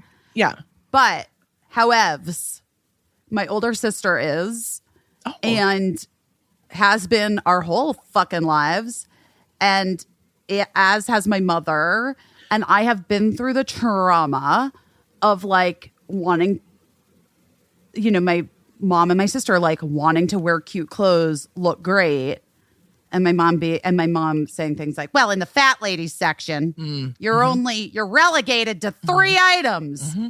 Like just like my whole life, I was well aware. I love that you knew about it. Fucking sucked. And when you would go to Dillard's, it was like hidden in the corner, and you had legit 3 options, and they all were stretchy leggings. And that just changed. It hasn't been changed for a long time. It's just changed. You're a huge part of the collective shift in the awareness of brands and designers to offer more. I just don't think that I think that 2 things happened. I think that fashion was still under the umbrella of like Kate Moss, nothing tastes as good as skinny feels. And I think also there was just a lack of awareness at those tables of people making decisions. Like those 2 things combined, I think, to just give really bad options for people above a size 10. So forever. Yeah. So you start at 12-ish. Started 12-ish. And it is like kind of a hit, right? It's a hit. So now I'm going to pivot out of PR and I'm going to head towards 12-ish. The dog stuff starting to die down. Okay. We've got a lot. The dog game has changed. The young talent is like very aggressive. It's a new game out there. So we leaned into 12ish style, and again, it started as a place where people could get shopping tips, but it quickly evolved into a place of like body acceptance for all sizes and I would like community. to think. Yes. Do you think it's in the community? Yeah. Yes. And then I did that for about 2 years before I started Megababe. Okay. So Megababe is another pivot. Mm-hmm. Yes. But what was the like impetus behind launching the products? Like, well, it just was what? I never made products before, so I had no idea how to do this. But every season I would talk to my girls on the internet and say, what are we going to do for chafe season? And every time I'd end up out on the street with like fresh balls for her, a real product. Wait, what? I'm so sorry. I guess what I'm trying to say is that every product out there for chafe at that time was for men or athletes, or was disgustingly, runners. embarrassingly named like fresh ball. I'll say it again, fresh balls for her. Oh my God. I know that. I know. So I was like, there has to be something better. There wasn't something better. And I ended up like, I went to a bunch of labs. I was like, this is what I'm looking for. They were like, honey, if you don't put anti-cellulite cream in it, no one's going to buy it. That's not a real problem. Even like my family was like, are you sure this is like a thing? I'm like, yes, it's a thing. It's a thing. Yeah, it's a thing. So I also back to like, not just like lots of people chafe. You don't have to be like thing. It's not a size thing. You don't have to be like a size fucking whatever to chafe. I have had my fair share of thigh chafing moments. Normal human body thing that happens to us. And I'm still screaming about that because I feel like people don't get it. But we ended up launching Megababe with Thigh Rescue and our Bust Us, which is our talc-free powder. Let me be very clear about that, for boob sweat. And we launched both of those products together and sold out of our minimum order of units, which was 10,000 of each kind, which is a lot of units to be in your parents' garage. We sold out of that before the first month of summer. So before the end of June that first year. That's incredible. What year was that? Do you 2017. Remember? 2017. To be clear, I don't remember. People make me remember this date. Okay, great. I mean, like last year. Well, I mean, this is hard right now to remember what years are, months are. No, really that's anything, amazing. And then everybody that told you it's not a thing, what did you say when you sold out? I dunked on them. I don't know. I just was like that. I was like, yeah, it is a thing. I just felt very right. I think it was just one of those moments where I got to be like, yeah, see, I'm not alone, and these women aren't alone, and this is normal, and the messaging and the shit that we've been dealing with is not normal. So, okay, so let me ask you this, because I think this is useful for people to know. Okay, this is the thing that my therapist and I talk about. Let's do it. Your success essentially has a great deal to do with your openness to your own ideas, whether or not they're perceived by others to be wonky at the time. Toast, let's be honest. Even the guys at Instagram were like, what are you doing? This isn't a thing. Yeah. Megababe, people were giving you the side eye. So where does that come from for you? And when something sort of shows up for you and you're like, oh, I need to do X, and people are like, that's not a great idea. How do you know to stay the course with your own like intuition, and how do you stay tapped into that? Well, that gets easier when you find success with it. So now that's easy to do, but I would say that is just something that what is it? I guess I'm willing to look silly, be wrong, not take myself so seriously. I'm not sure what it is, but I think that there's a different characteristic with, maybe it's entrepreneurs, I don't know, that are willing to be out there in a way that isn't safe, or you can be judged, or I'm not sure what it is, really. Because did you just feel like, well, what's the worst that could happen? You know what I mean? Well, what's the worst that could happen with Megababe was my sister and I joking about how my parents, we would have to like haul this stuff out of their garage in 2 years. And like, so that's the thing. So yes, what's the worst that can happen is, why not? Right? Why not you? Why not this? Why not that? That's, I think, my attitude about a lot of stuff. Yeah. Yeah. Can I ask you a question? Because yes, I've heard you say like you're an ideas person, and I really think of myself as an ideas person. I love ideas. It's the funnest part of life. I can think of ideas all the live long day. But I also think of you as an execution person, which I really admire, because like Busy's saying, like you really, you take an idea and you bring it down the line. And so like you were saying with Toast, at first people were like, yeah, nobody cares about your dog in an outfit. But then you kept it up for like 2 years, you said. So can I ask you a question about, have you ever had an idea that people continued to not care about? And at what point were you like, nobody's ever going to care about this idea, let me give up on it? Has that ever happened? I have given up on a lot of things. Okay. What makes you decide to like jettison an idea? It's a great question, because and as you know, as an ideas person, you have a lot of ideas. Yes. Right? Millions. Yes. You can't do them all. So I think it's more in the beginning. Time. Here are some reasons I don't do things. Time is one. I don't have the time to actually bring something over the finish line to like make the idea happen. That's a big problem for me right now is that, because there's so many other things I would like to do that I don't do. Yeah. I would say that money is another reason. Because like I wanted to start this ice cream shop that had like all the special flavors from states around the country. Like they all were there.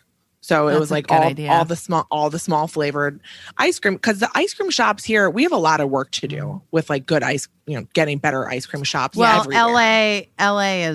LA kills it. I have to say, you know that, right, Katie? Yeah, LA you guys have like Salt and Straw, and the you best. have like yes, that's the best, right? I get it, but I need other ice cream options. Yeah. Okay. And then but could I do that? Sounds like a really big lift. You got to like get financing, the whole thing. Yeah. No, I didn't end up doing that. Will I still do that in the future? Maybe. I wanted to do a book called Mirror Face, where you show people, everyone has a mirror face. Yes. It's like a weird constipated fart face, like that everyone thinks is their best face. And I wanted to do a book of mirror faces. Like, so you can see they're not all winners. It's just, this is, By the way, do you know that I know Michelle's mirror face so well? I could do my impression of Michelle's mirror face. See? Like can I see it? Okay, ready? Yes. Yeah. See? This is what I'm saying. It's the weirdest. Yeah, that's like so severe. It's very funny. So fucking funny. And every time she does it, I was like, is it looking good? Is it looking good? Is that how looking you look good your over best? there? That's how you look your best? Okay, honey. Right. So it's like, I have pictures of her. I'm going to this is not for public consumption, but I will show you a picture of her. I took a picture one time because I was like, I just have to I have to have this for me. Yeah. It is the way I know my best friend best is this mirror face that she constantly has done since we were 20 fucking years old. Yes. The same mirror face. Yes. I love the mirror face idea. But maybe that is just like an Instagram account or something. Oh, maybe. So it's probably like a combination of like marketability and like continued interest continued interest is big for me. And time. Yeah. And time. Okay. So those are the profitability also. Like how long is it going to take before this thing becomes lucrative? I'll leave you with my final thing that I still think is a thing. It's called Why Wisconsin. It's an Instagram account I started like 4 years ago because I actually think everything in Hollywood connects back to Wisconsin. Oh, interesting. Yeah, Okay. I don't know.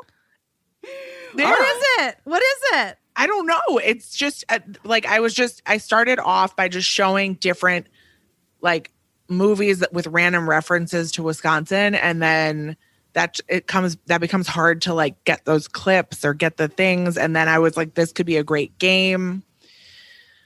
It's not. It's like 6 degrees of Kevin Bacon, but it's just 6 degrees of Wisconsin. I know. But it didn't, So Didn't now take off you're the way asking that for you- failed ideas. Here they Oh are. my God. I tried to build an app called Do I Look Good in This Color that was just like any color. You could choose any color and it just had a hole in it that you put your face in the middle. And then you could just see like how your face looked in that color. I like that. And I got so far in the app building, like I was trying to actually build the app myself. And then I just like crapped out on the tech part because I can't. But the only thing that resulted from it is that like I let my husband look at like the prototype of like how far I got. And now every time I go to wear yellow, he's like, remember? Oh, And he's like, Oh, maybe my God. like wear it on the lower half because remember your app and how you looked in yellow and you didn't like it. Great. So you just have an in-home. You now just have an in-home. Do I look good in this color? expert. No. Yeah, you just have an expert. It's like he's Yeah. only basing it on how unhappy I was when I looked at myself in that yellow hole. And I was like, oh my God, It's very funny. it's not good. It is super funny. It is so weird. It is so fucking weird. So like when you're thinking future thinking, looking forward at your company, what are you like? I guess this is like an addendum to Caissie's question. Do you write your ideas down? Do you keep like notes? Do you have notebooks? Like how do you organize, categorize, and like prioritize? Organization's a real problem for me. Me too. Same. Yeah. Do you have ADD? Not diagnosed. Sure, I No. do. Well, of course not, because women are never diagnosed with neurodivergent things because we're women and we like smile through everything and we like do our hardest to please. And then doctors are like, you're just depressed. We also cope really well with We everything. cope great. Yeah. Sure. But Cope and cover really well. Cope and cover is the name of the game, I think. Yeah. woo, isn't that the name of your book, Caissie? Cope and cover. Okay, so organization is hard for you. So how do you like prioritize and make sure that you're staying on track? I've got my little, I'm basically, I don't know, I'm like a 5th grader. I've got like my notebook and I write my I love notebooks. Yes. I love notebooks. Because you know that, with a brain like this, you can't necessarily type a list because I'll forget it. It's more like I need it on paper. I And have to then- write things down. Yes, I got to write them down, and then that's how I keep my day organized every day. But and some of my long-term thoughts. But I'm not great at organization. I think it's more about I work with a lot of type A people, and those people help me stay organized Okay. and get mad at me frequently. But so do they really? Yeah. I feel like people get mad at me too. Yeah, my inbox is at like 855, and I'm like, you know how it is. I don't know. Do you feel like they love you? They get mad at you with love? Oh, yes. Okay. They get mad at me with love. They're like, did you see that email? I'm like, I didn't see this email. I don't know what you're talking about. Oh, by the way, I never I don't even know sometimes when I'm walking into things what they are. No. I'm that like, also is annoying to people. yeah, it Yes. really is. Let me tell I you know. something. They're Yes. like, how are you not prepared for this? I'm like, Because well, you're like, do you know what I've done today? yeah, and I didn't read all of the email, and it's certainly not if there was a fucking attachment. Get out of here. I feel really seen right now. Yeah, I don't have time for I a feel fucking seen. attachment. I did a No. thing, you guys, on Friday at the Tribeca Film Festival, and it was like a thing, an ask that had come like literally 2 months ago for me to moderate a panel with Tina Fey, Robert Carlock, Jeff Richmond, and Meredith Scardino, like at Tribeca Film Festival, like about their company and Girls Five Eva and the state of television and all this shit. And literally, I was like on my way there and I was like, now what is this? What am I doing? and then I was like, okay, I'm gonna need to do some. Thankfully, we had Tina and her husband Jeff on the podcast and had Meredith Scardino on the podcast. And I've known Robert Carlock for several years. So I was like, I feel confident I can wing this. Like, because I just used basically things that we had already talked about on the podcast and like interviews that we've done about Girls Five Eva. I'm like, I can handle this. But holy shit. In that moment, I was like, oh, this is like a way bigger deal than I was on my radar. Wasn't even on my fucking radar. Had no idea. I was like, I'm wearing a green suit to something. Yeah, it's hard. You can only eat the plate of food in front of you sometimes. You know what? That's Great. true. Thank you. I'm going to say that to people when they get mad at me about it. I'm with you. So in these like pivots of becoming, you know, you start off and you are in PR, which is like very much an ideas based business. Like you have to be a person who's very creative to succeed in PR. And then at a certain point, you're like, turning the PR on to myself.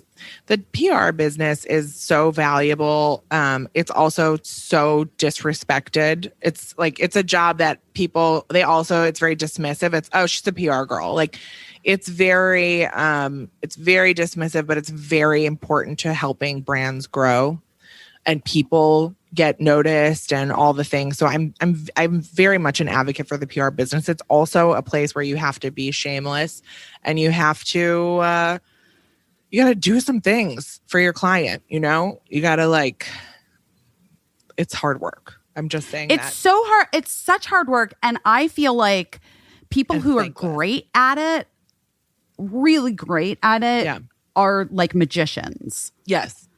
Yeah. And they come up with things that you're just like, huh? How did you even, what? Yeah. So it seems like a sort of natural pivot in my brain for you to like turn. I kind of just made the dog a client and then it's the same skill set, but it's all just, it's going to different things. Here's what I will say is I may have a skill at finding white space things. So things that really are not out there, not represented, and also have some sort of positive angle to them. So dog adoption, female empowerment, female business owner, size inclusion. Everything that I do hopefully has a positive sprinkle on it. Is that important to you? Yes. And by positive, I think I just mean helpful, supportive. I think women need more people out there that they can turn to feel like. That's why on my podcast, the whole thing is all about like issues that you can't talk to anyone about, which is what I found when I went to go freeze my eggs. I was like, why doesn't anyone talk about this? My friends won't tell me how many eggs they have. It's a whole thing. So I did episodes on that, episodes on divorce, like episodes on how to date when you're plus size and everyone's telling you have to lose weight to date. Like there's all sorts of things out there that I think people feel really alone about. Because I probably felt alone about them. The podcast is called Boob Sweat. Yes, it's on. We're on hiatus. We've been on hiatus for a long time. But people can just you can go just check listen out to the back episode. Yeah, we have many back episodes that you can listen to. Something had to give, and I think we'll go back in the fall. And by we, I just mean me. But yeah, I'll go back in the fall. But I think between Megababe season, which is now, and Body Talk, the book, I got You're nothing tapped left. out. You're tapped out. I got nothing left. Yeah, and that's good. Can someone tell me how to recharge? I'm not sure how. I'm not great at that. That's a really good question that is for the ages, but maybe it'll be that, maybe you'll get some help to do the podcast and maybe it'll be like a turnkey operation when you come back. Okay. great. I would love That might be, I think that's actually a great Yeah, that's tip, true. Caissie. I think that's a great tip. Maybe that's what you need to do. If Yes. you, Katie, if you could like look to the future, as you look to the future, what is it that you see? No, what's next? Like, what's your next pivot? I feel like it's going to be something. What do you want to do? Well, is it what? Here's Tell the me. thing. Let's just say this out loud. One, I think I got to take on ageism. Great. Because I think at a certain point, women just get disregarded.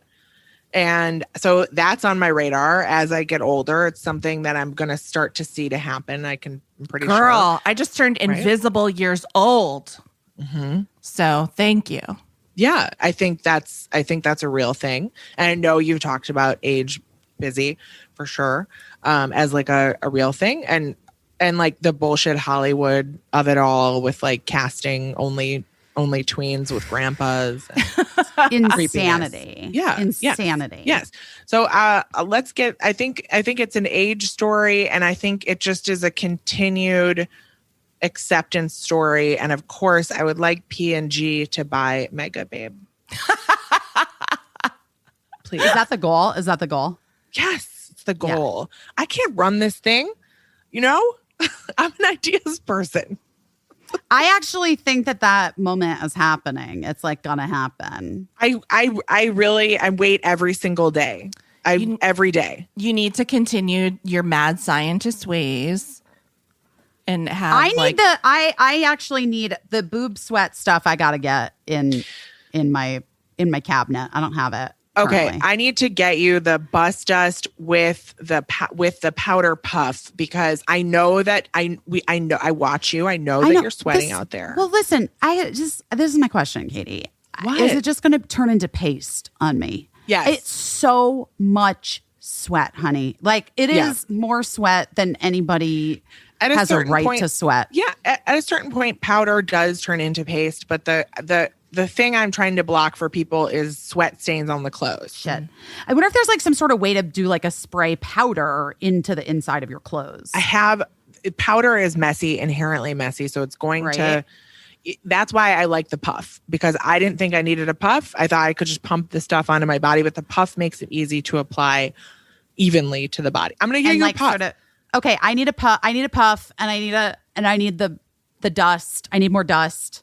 Yes. I have some, but I do feel like I dump it and then I'm just like, it's everywhere. We're going to get you the puff, and you're going to see the puff difference. I know Raymond is walking around this town chafed as hell.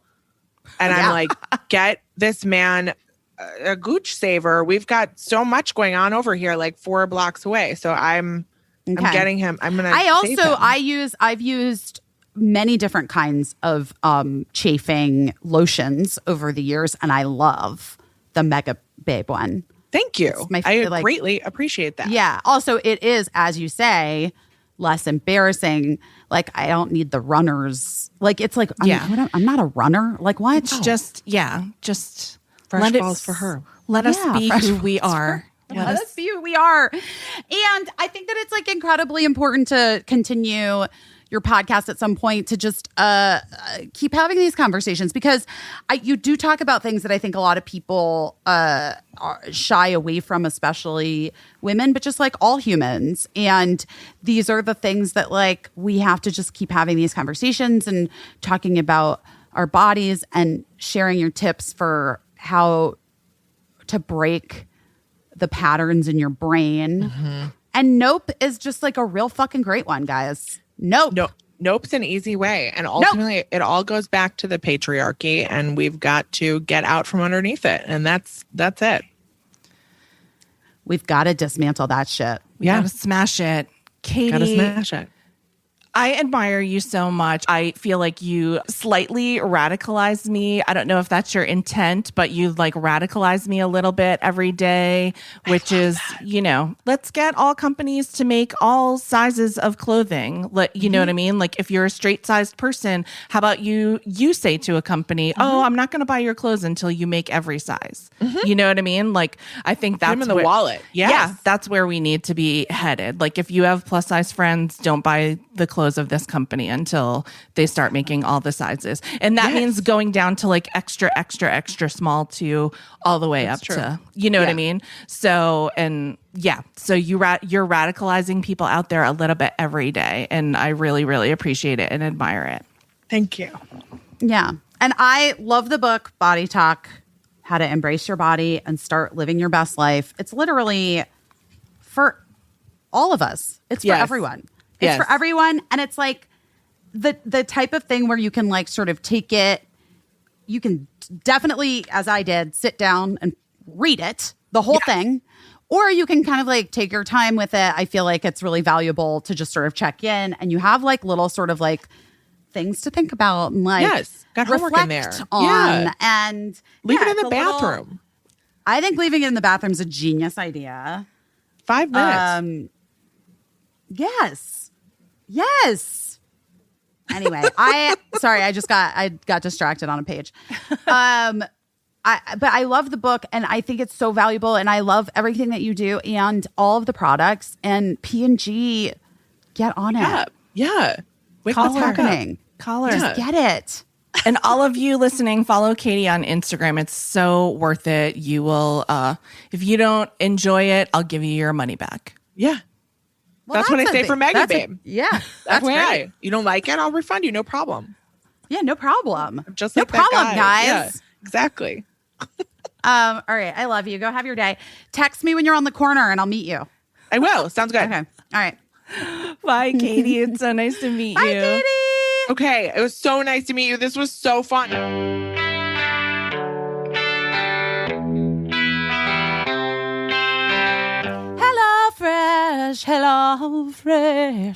Hello Fresh. I don't know. Is that good? That's probably not great. That wasn't great. I liked it. It was fresh. It was new. Hello Fresh. I love you fresh. Hello. I don't know. Guys, we love it. We love HelloFresh. What is HelloFresh, you might ask? Maybe you don't know. I'll tell you. HelloFresh, you get fresh, pre-measured ingredients, mouth-watering seasonal recipes delivered right to your door. Skip trips to the grocery store or waiting for your grocery deliveries, and count on HelloFresh to make home cooking easy, fun, and affordable. And that's why it is America's #1 meal kit.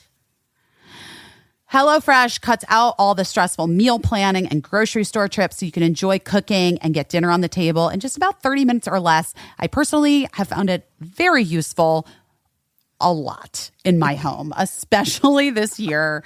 HelloFresh offers 50 menu and market items each week, including ready-to-eat salads, sandwiches, and soups. So there's really something for everyone to enjoy with all of the recipes designed and tested by professional chefs and nutritional experts to ensure deliciousness and simplicity. You get a better value. What? Sorry, you want to say something. It's super easy. It's just super easy and it's really, really delicious. That's been, a lifesaver over this time when we just are getting very bored with our own cooking skills. Yeah, and it's 72% cheaper from a restaurant meal, but you're not sacrificing the quality. That's the part that's like, let's save a little bit of money, but still eat as good. That's what I want. You know what I mean? Yeah. Anyway, we love it.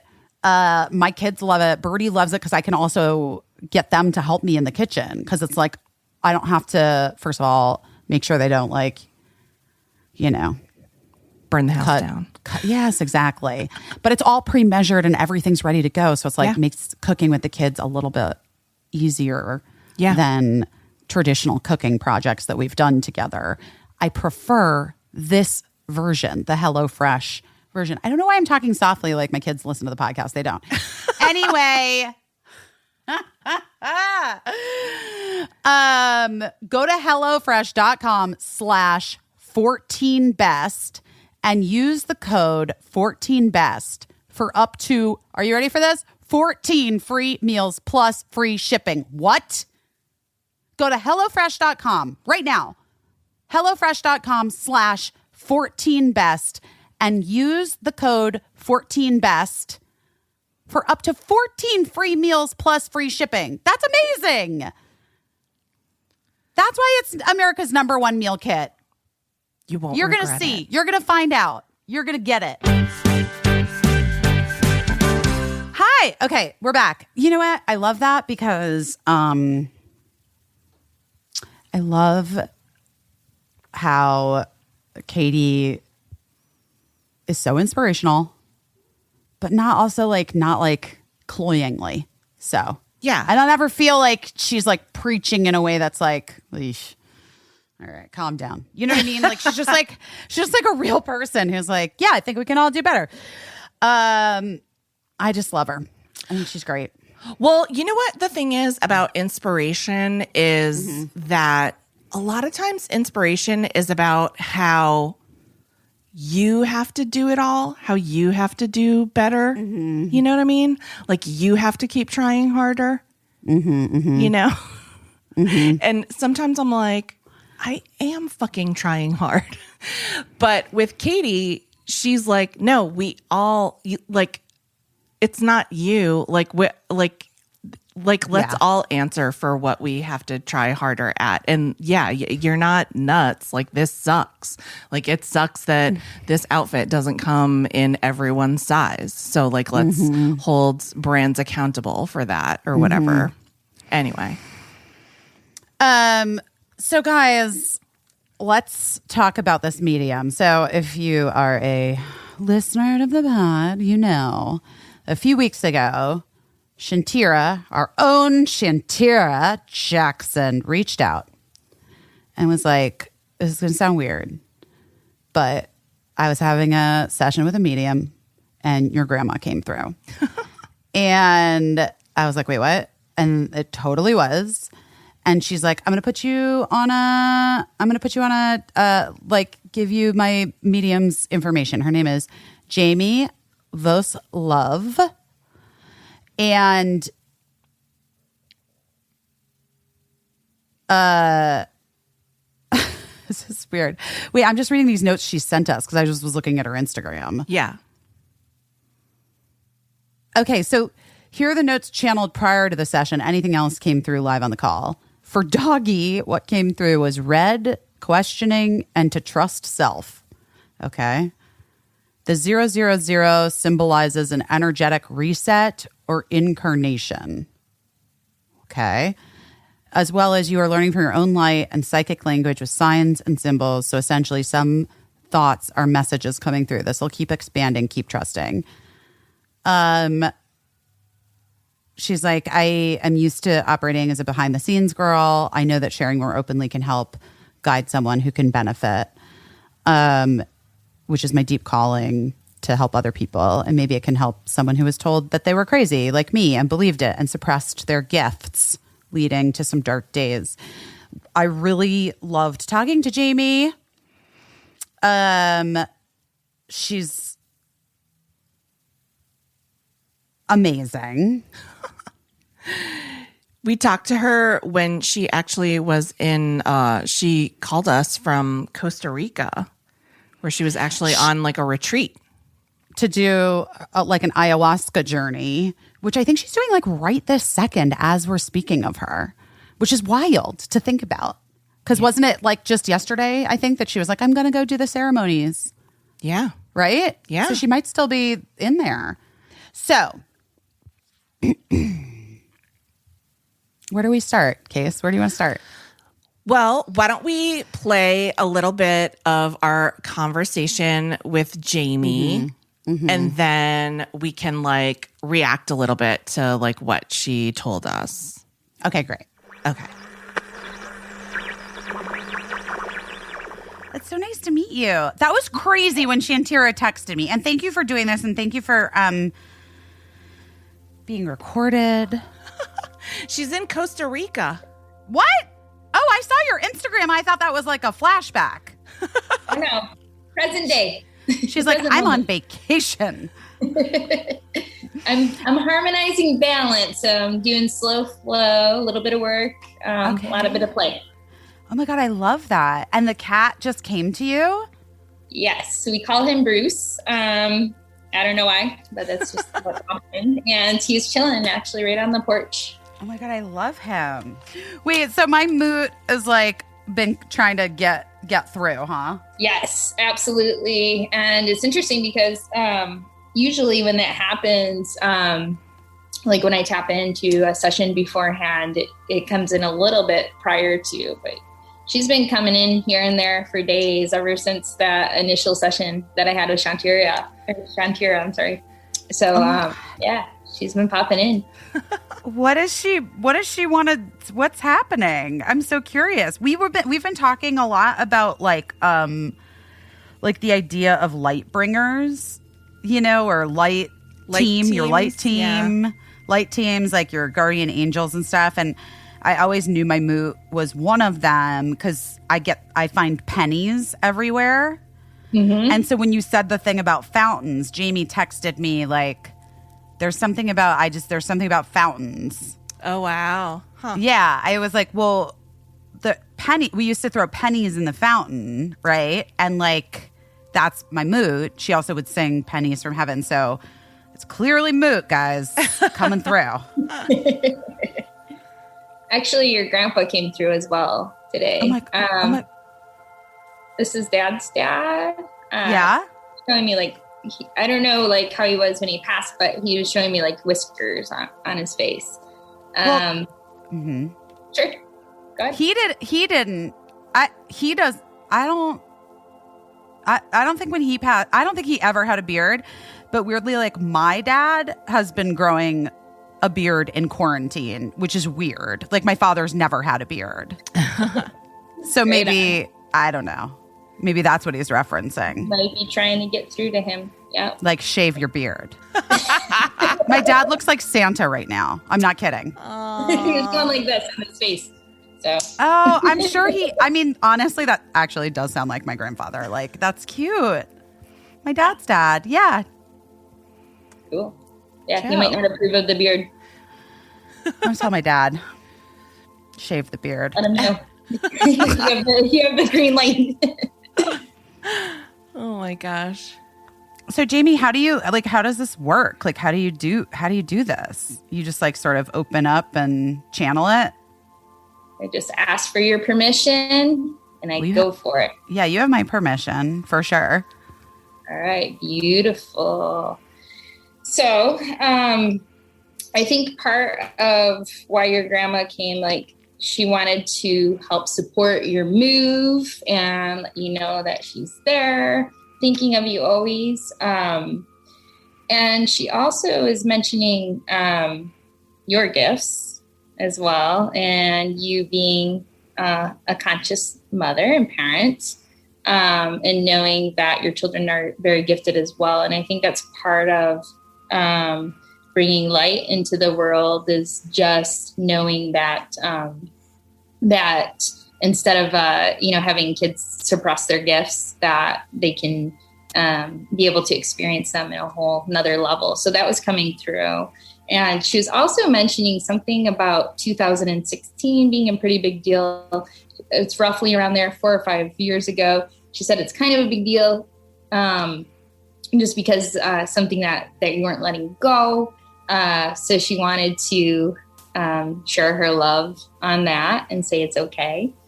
And just, I'm not sure if something's coming up for you. But. I mean, 2016 was fucking tough, huh? Yeah. I mean, yeah, I think I know what she's talking about. Yes, I do. And it's like all coming back around now, basically, right? Yeah, it's coming back now for clearing and healing and shifting. And yeah, there's a big shift coming through for sure. Also, I know birthday's coming up pretty soon. Mhm. Yeah. What happened? And then there's also somebody who had a small dog that passed. Well, And- we all did. Yeah, my family did. Harrison. Because there's a little dog that was coming through this morning too. Harrison. Also wanted you to know he's with you. Oh, buddy. Yeah, the song Dreamweaver. That's wild. I said, Grandma, are you here? Like right before I dialed in. And she said, yes, pickles and feathers. I mean, that is wild. Also feels like Moot. I mean, I've always loved pickles. Let's be real. Feathers. I mean, sure. I mean, it all makes some sort of sense. And feathers. That's really, really funny. Okay.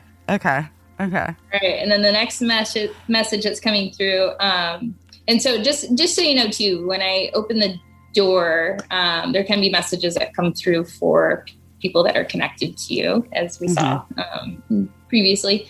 But for your husband, abundance after the 4th of this month. So just recently. So I don't know if this was a new deal or what is going through, but I'm supposed to let him know that there's an energy shift and he should see that pretty soon. This was just the other day that this shifted, so it should be coming in. And another message from your grandma was just to be you and to be absolutely okay with it at all times. And that's a damn fact.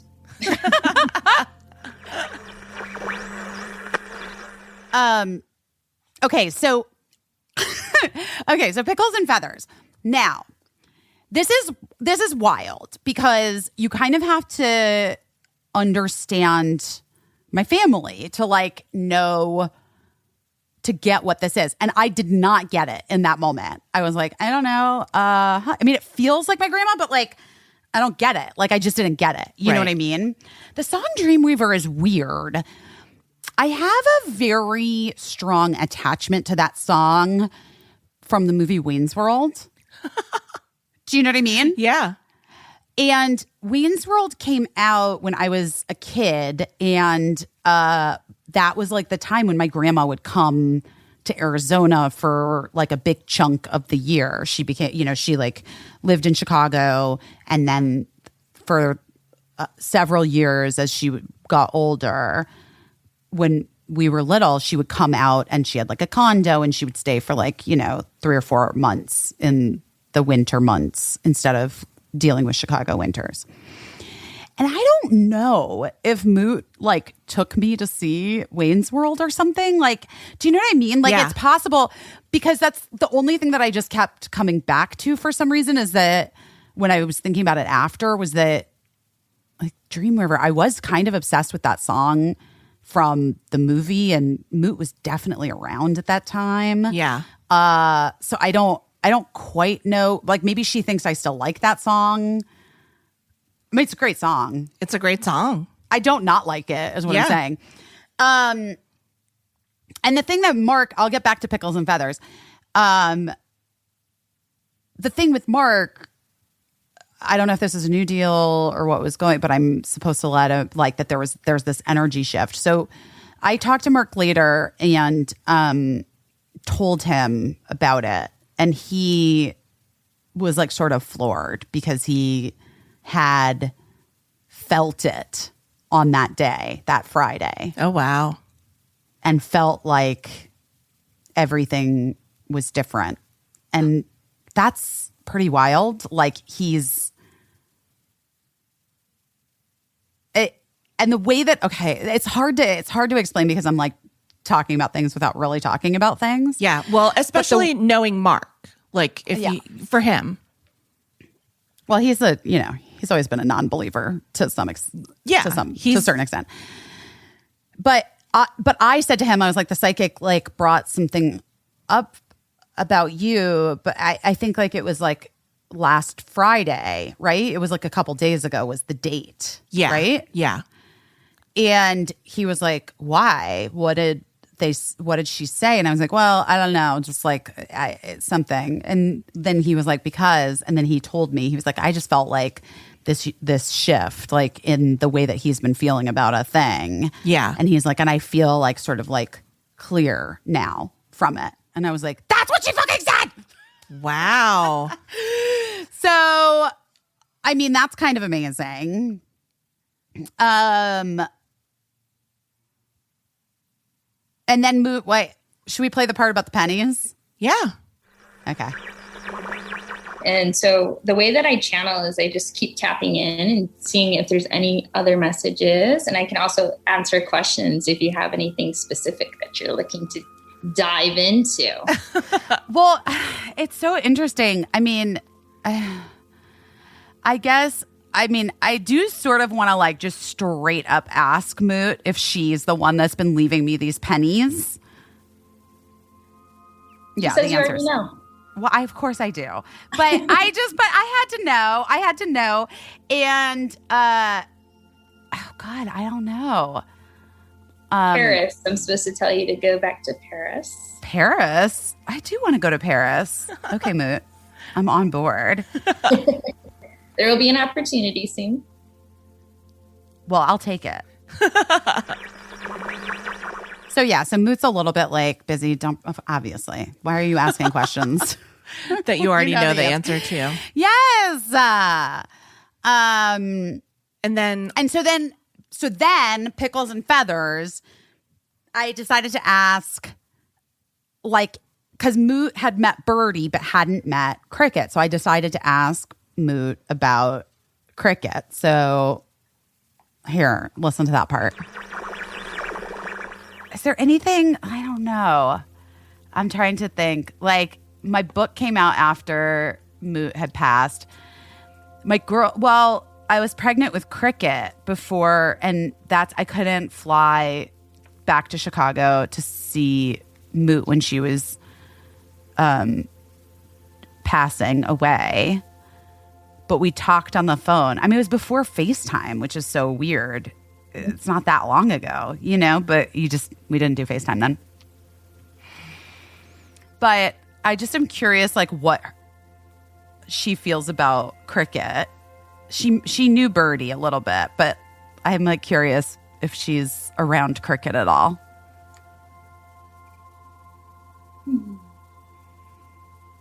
Yes, she is. And she says that's the reference to the feathers, something connected to her.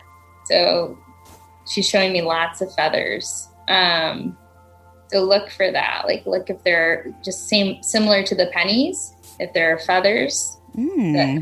That's a sign from her. Oh, okay. Yeah, and she's saying like, and Cricket, I think, can feel her because she's showing me like just all sorts of like crazy telepathic gifts and just really strong sense of intuition, strong clairvoyance. So lots of vision going on there. Anything else? Let me see if anything else wants to come through. She's giving me the number 7. Number 7. Mm-hmm. Saying lots of luck. And saying not to be afraid to fly. I'm not afraid to fly anymore. But she must remember that I was so afraid to fly. Why were you afraid to fly? My friend died in a plane crash when I was little. Her whole family, actually. And I was really little. I was like Cricket's age. Probably I was second going into third grade, I think. Or second going into third. And so then I had this like intense fear of flying for a long time. But I'm not really afraid of flying anymore. But I know Moot probably would think that I do just because, she knew me best when I was littler. And also in like high school. I mean, I was afraid of flying for a while. She's not wrong. My Moot. Pickles are kind of like Birdie's thing. Maybe Pickles and Feathers is like really Birdie and Cricket. Oh, pickles and feathers, Birdie and Cricket. Of course. That makes sense. That's very Moot, by the way. She would, she like... She knew you'd figure it out. Pickles and feathers, Birdie and Cricket. That's actually really funny, I have to say.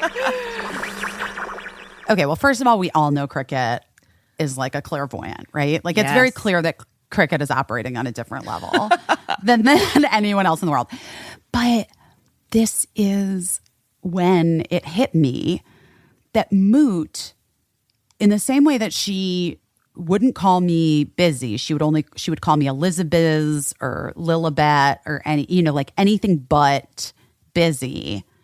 I named my children Birdie and Cricket, and she's like, "You named your children Pickles and Feathers?" And she picked two things. Now, first of all, Birdie, I don't know if you've ever seen a child eat more pickles than Birdie. Birdie does eat. Like, you might think Feathers would be Birdie. You might be confused about the pickles of it. First of all, I think it's just like two words that are kind of like nonsensical as names. Right, like nouns. Is why she... Nouns. Right, two nouns. And secondly, Birdie does love pickles. Yeah. Loves pickles. I mean, more than anyone I've ever met in my life. So I really do think that it was Moot just being like kind of weird. Yeah. And Pickles and Feathers is what she uses for Birdie's name, Birdie and Cricket's names, which is like... to Jamie, which is she can't amazing. remember. Yeah. Yeah. Like, what is it? Pickles and Feathers? Yeah. Like, when I first was dating Mark, she could never remember his last name, and she called him Superstein. I was like, I don't even think that's a name, Moot. Mark Superstein. I was like, no, that's not. But, Moot was just like kind of a spirit in that way. Yeah. So then I asked a question about my friend Jenna, who died. Ooh. Did we know each other? You and I? Yes, we did know each other, but we weren't like working together. Not. Yeah. I mean, we've known each other for a long time, but I mean, it was like pre-busy tonight. Yes. For sure. Yeah. Like the year before. So what was that? Like 4 years ago? Yeah. Yeah. I think so. Yeah, I guess that makes sense. It's weird. Yeah. It's very strange. And Jenna and I were really good friends. We met when we were both pregnant with our kids. Her son is Birdie's age. And yeah, and I don't know. I feel Jenna a lot, and I've felt her a lot, like, in New York. Just, she loved New York. And one of the last, like, great times I saw her was in New York. Yeah. And I was here co-hosting, like, the Kelly Ripa, like, filling in, This is years and years ago. Yeah, I think I was doing vice principals at the time. Yeah. So we weren't even busy tonight. Wasn't even a thought yet. Right. Hadn't birthed the thought. And we met, and she was here doing some, like, I don't know, some art stuff and photography and hanging out. And we met for lunch on my way to the airport at Barney's, the old Barney's, like the restaurant there. And we had rosé, and I have these like amazing pictures of us. And so, I sort of was asking about Jenna. I just I don't know. I just it's hard for me. Yeah. And Jamie was really reassuring and really kind in the things that she said. But then she said this thing. Just listen.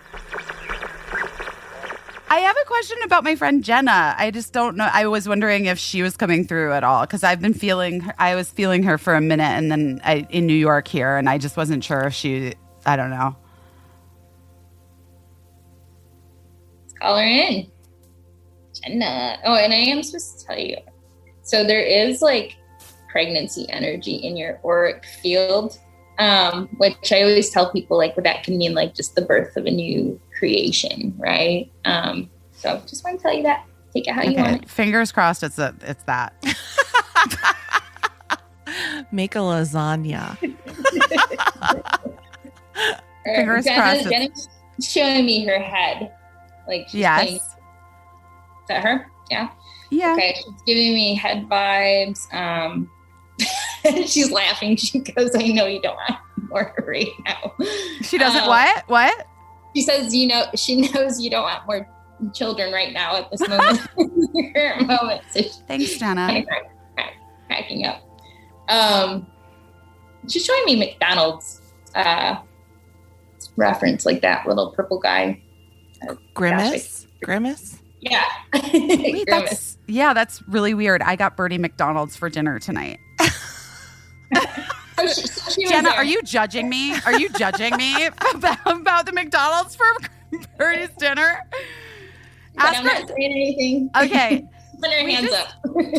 She's just there, she says. She's just there to observe the party. Ask her if there's just anything that she needs me to do for her. Relax. Mm-hmm. Just set your heart free.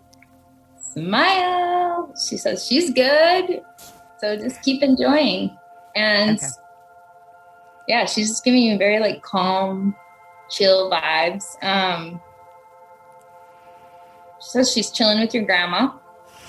And they're having like a pretty good experience. She says, you rock. I mean, so yes. Thank you, Jenna.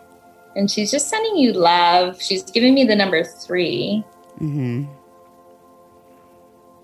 And she wants you to know too, like, it's just okay to let go of any grief. Like she's okay and just connected to anyone on the other side. She said they're all in it to win it with us. They're helping us out. They're here to support us, help us heal through anything that needs healing, and also like to serve as guides. So she's there. You feel her, and she just wanted to show, that she was by proxy. Grimace. So wild. It's really funny. Oh, yeah. Oh my God.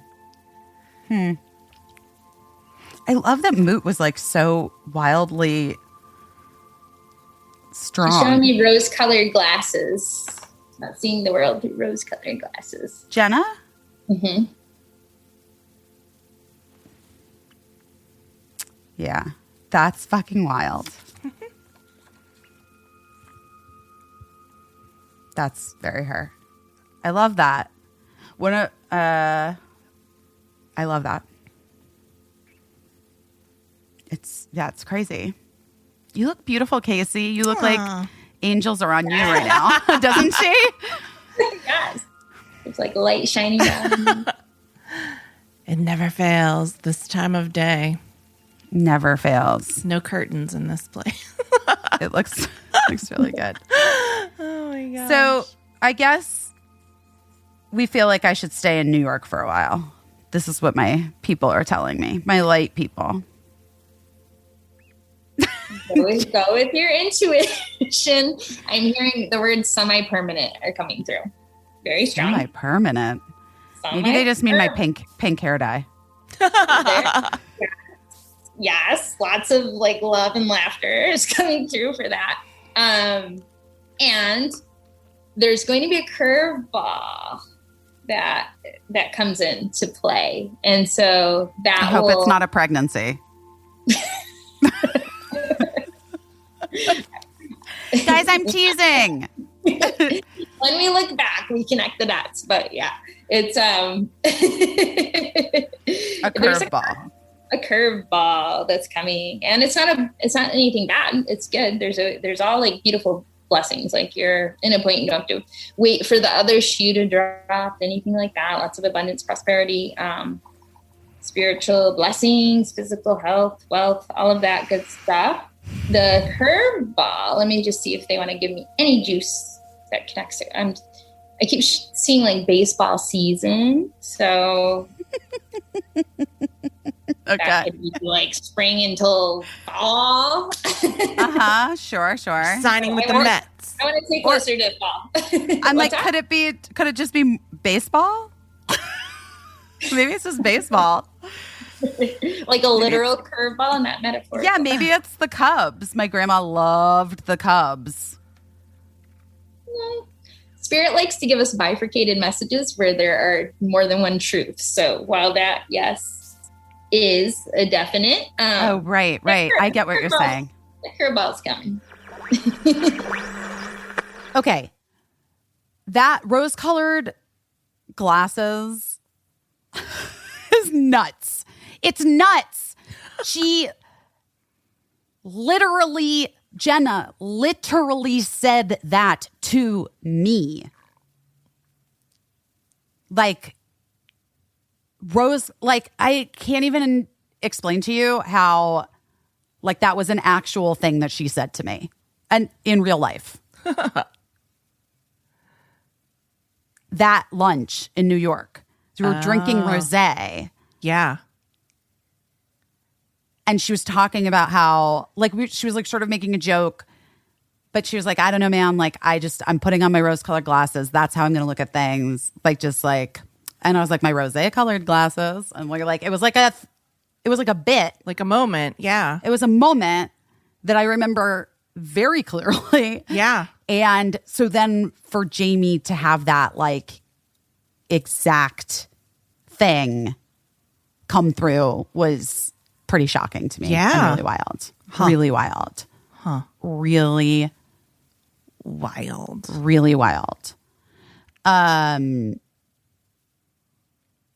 then, oh, well, what? I get this curveball in the coming up. She talked about that. What's my curveball? We don't know. In the fall. No. I know. Blessings, but it's all beautiful blessings, abundance, prosperity, spiritual blessings, physical health, wealth, all the good stuff. Curveball. I was like, I mean, is it baseball? Or is it just about baseball? Like, what's happening? I'm like, Yeah, like, because she kept saying that everything has like a double meaning. So like when you say curveball, it could mean like two things, you know? Right. So that when my grandma came back, she's hanging with Jenna, and then my grandma came back and she talks about the curveball. Just listen to this part. Okay, it's a curveball and it's in a baseball metaphor because it's Moot and she had season tickets to the Cubs. Perfect. I get it. That's her delivery style. And She's so- like, you're welcome. And she's doing like this little like plie kind of dance. No, she's not. No, you're fucking kidding me, Jamie, what you just did. Jamie, that's it. Stop it. This is what my Moot did. The exact thing that you just did. That's what she would do. That is such a weird, Caissie, is that not like a very specific? It's a very move? specific little dance. I That's so love funny. it. So spring to fall is when you should be looking out for this curveball. The curveball's coming, guys. That's We when know. baseball season. I'm feeling more toward fall though. More I toward know fall. the curveballs. You know the curveball. I feel the curveball. I feel the curveballs. All right. In the way of a new opportunity that presents itself. Yeah. That it's not quite there in the spherical realm, but it will. Ooh, is it me and Caissie doing rebooting Busy Tonight on Peacock? But I'm hearing the words expansion. So Okay, let's expand. It might be expansion, more so than a brand new. QVC. Are you and I have been watching Hacks. That's all. And I'm like, how can we extend the brand of Joan Rivers? By the way, or just me, Caissie. Well, I mean, that's what I'm saying. Like, how can we just continue her legacy through ourselves? That show is so good. Have you watched it, Jamie? Do you watch TV? Occasionally. That show is It's really a really great. good show. But I'll have to check that show out. It's good. It's really, really good. It's good. Expansion, curveballs. It's because your heart desires more is what's coming through, and you carry the frequency for this manifestation to align the universe to sort of follow. that lead. So it's your heart is actually what's leading this. So anytime you think of something like, oh, kind of looking at this or wanting that, so you'll see where those two things meet again. I'm sure you manifest things all the time. I do. That is true. Yeah, this is something that's like bringing up a deeper desire. Yeah. Okay. Sounds about No right. reason to fear, my dear. What? What'd you No say? reason to fear, my dear. Okay, no reason to fear. I don't have any fear. I'm good. It was the dance. When she did the dance. Yes. That was my Moot's dance. She did the dance on camera. I mean, so from the rose color, so Pickles and Feathers, I was like, that is wild. It's like also truly is like my Moot's vibe, but I was also like, that is weird. Like that's not. She never said that to me. I mean, Right. Cricket wasn't even born. I don't know, whatever. But then the rose colored glasses with Jenna into that dance, which is like, and I know, guys, you're at home and you're like, Busy Phillips, you wrote a fucking memoir. You're famous. You can Google anything about you. You can't Google the fucking dance that my grandma did to me, which Jamie recreated on our Zoom. Like, there's just no way. There's no way. It was incredible.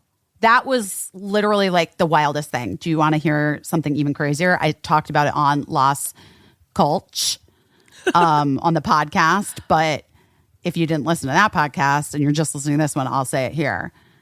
Later that night, Caissie, are you ready? I'm ready. Cricket came down to the kitchen to get me and said, Mom, you want to see the dance I just made up?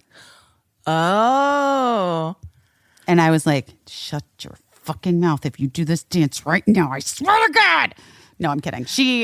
What if I was like angry about it? No, so she did. So Cricket like essentially did a version of the Moot dance. Moot's talking to her too. Yeah, that she had just made up. Yeah. And I was like, where'd you get that dance? Is that on TikTok? Is that a TikTok dance? Where'd you get that dance? She's like, no, I just made it up. Why are you getting so weird asking me so many questions? I was like, I just want to know where you got the dance from, Cricket. Okay, so then I decided that because Caissie, I know so well, obviously. And I knew Caissie was probably like just not gonna chime in and ask any specific things. And so I was like, I want to ask about Caissie's dad. Because I know he passed away a long time ago. And I don't know. I feel like we talk about your dad a lot on the pod. And I just wanted to see if he showed up. Yeah. So let's take a listen to that. Wait, I want to ask about Caissie's dad. Okay, let's do it. What do you want to ask? I want to know if he's good What's up? and if he is excited about the next thing that Caissie's going to be doing. If he thinks it's cool. He keeps telling me 3 amigos.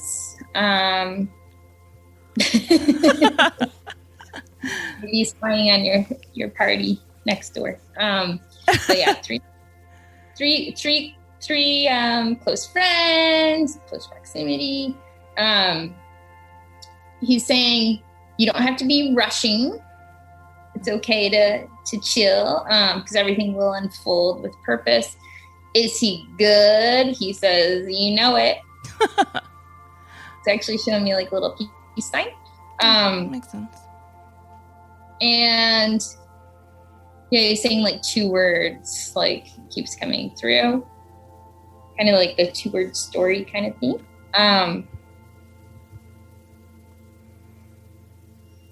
You just keep saying like open the heart. And he's saying 2 is important. So he's giving me peace, he's giving me 2 words, and then he's saying 2 years old as well.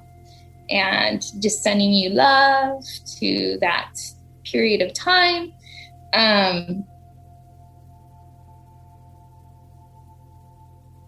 He's showing me like some funky hair, like some funky hairstyles, different Jews.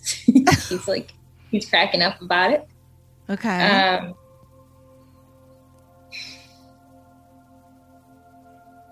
He's showing me fire. fire sign. So that's going to be your Leo, Aries, Sagittarius. Yeah, I got some Leos. Some Leos happening. What are your kids? My kids are Leo and Taurus, and my husband's Leo, and my mom is Leo. That's a Leo. Well, there you Lots of go. Leo. Also, by the way, the three amigos are clearly your husband, Matt, and Eli and Lincoln. Yeah, and also he did love that movie. And then also, I think maybe it was just like that movie. Literal and symbolic. I love Yeah. it. And like 2 years old, I mean, like I might have like met him when I was 2. Is that true? I think so. Yeah. I might have like that. It's a long story, but like that might have been like when we were reunited, like when he came back to the country or something. Yeah. That Yeah, could he's be. showing me he's like waving a flag. Yeah, something like that. Yeah, that makes sense. And there were many hairdos for both of us. That's so funny. I'm glad he's good. And peace sign totally makes sense. That's like, yeah, that's so him. That's a him. That's so him. Yeah. What did you think? It was interesting. It made sense. It felt very much like my dad, how she was like, you know, saying like he's doing like the peace sign and saying it's all good. Like that's very much like my dad. And then she was saying like how the peace could mean like 2 because everything means 2 things. And then I was thinking like maybe I think I said like that could mean like the age that I was when we first like really became acquainted. But then I was thinking, oh, he could also be talking about my 2 sons. He could, you know, not, I mean, it's a lot of interpretation, right? But also it was a lot of interpretation in life with my dad. So that also makes sense. But yeah, peace sign is very much like my dad. Like he was like always trying to be like a pretty chill guy and trying to like be like, yeah, let's be on chill terms or whatever. So yeah, so it was nice. It's good to think of him hanging out and being peaceful. Yeah. Then the curveball came back. Jamie had a message about an animal. You'll just listen to this part. Yes. Orca whale came through. Just What? like an orca whale. An orca? An orca. Yeah, just a whale. And just like that would be spiritually significant to you somehow. Perhaps moving forward. And like part of it is whale represents spiritual blessings, and also just to look for that, because I feel like what's coming through is around the time of the curveball. You're going to see that, and it will validate those when those 2 points meet. I want to see a whale. So it may not be like in person, like a physical. It may be like just a sign or a, like an image. But orca whale, you're supposed to look for that. Okay. Yeah, I will look, but it's got to be an orca. A black and white one. They're very specific. They're They usually are not specific orca whale. Okay. Well, orca whales are super specific. Yeah, for sure. Those are, yeah, that is It's not like a humpback. True. No. Sperm whale. I don't even know what that is. I think they're big, right? The sperm whales. Yes. Okay. So an orca whale, like, what the fuck? And I love that it's like, when I see it, I'm going to know. Like, when am I going to see a fucking orca whale? I'm not going to SeaWorld. I saw that documentary. Yeah. If I see an orca whale this fall, I'm going to lose my mind. I mean, that's what I'm going to tell you right now. And it's also been like, it wasn't an orca, but it's been a big week for whales. That whale swallowed that man in Cape Cod and spit him out. So I He was like fucking Pinocchio in that whale, and he got out. Wait, but this is like an orca whale, and she's like, yeah, it's got to be an orca, black and white. It's very specific. An orca whale, like I don't even understand. I don't even know how that's gonna happen. I don't. It'll get be it. something. It'll be like, when you least expect it. Expect it. I guess, but that's how I'm going to know the curveballs come. I guess it's like there's a lot riding on this whale. You know what I mean? Free Willy. Yeah. Like, let's just. Yeah. Who knows? So weird. Well, that's how you'll know, because it'll be like the weirdest thing. Yeah. Okay. So then we talked about more stuff. I don't know. And then like my mom's dad came through. My grandfather came through. Wait, my dad's dad came through, which is like amazing. Yeah. And then my mom's dad came through, who I never met, and he had quite a big personality, and he's like trying to keep up with other people. I mean, he's just like, and he's like a big deal up there, which all this He's tracks, like the boss. all this tracks. Yeah. He's like the boss. He like does something. Yeah. Anyway, that was interesting. Yeah. And then like, and then there was like this whole chunk about, my best friend Emily and like this her boyfriend who passed away, which was really wild. All that stuff was really wild. And I got very emotional. And I feel like because it's Emily, I don't want to like play it or get into details. Yeah. You know? Yeah. But it felt legit. It felt very legit. And I don't know. And it was funny because we had just had dinner with Emily, and her boyfriend had been a big conversation, like a big topic of conversation. Is that true? That evening.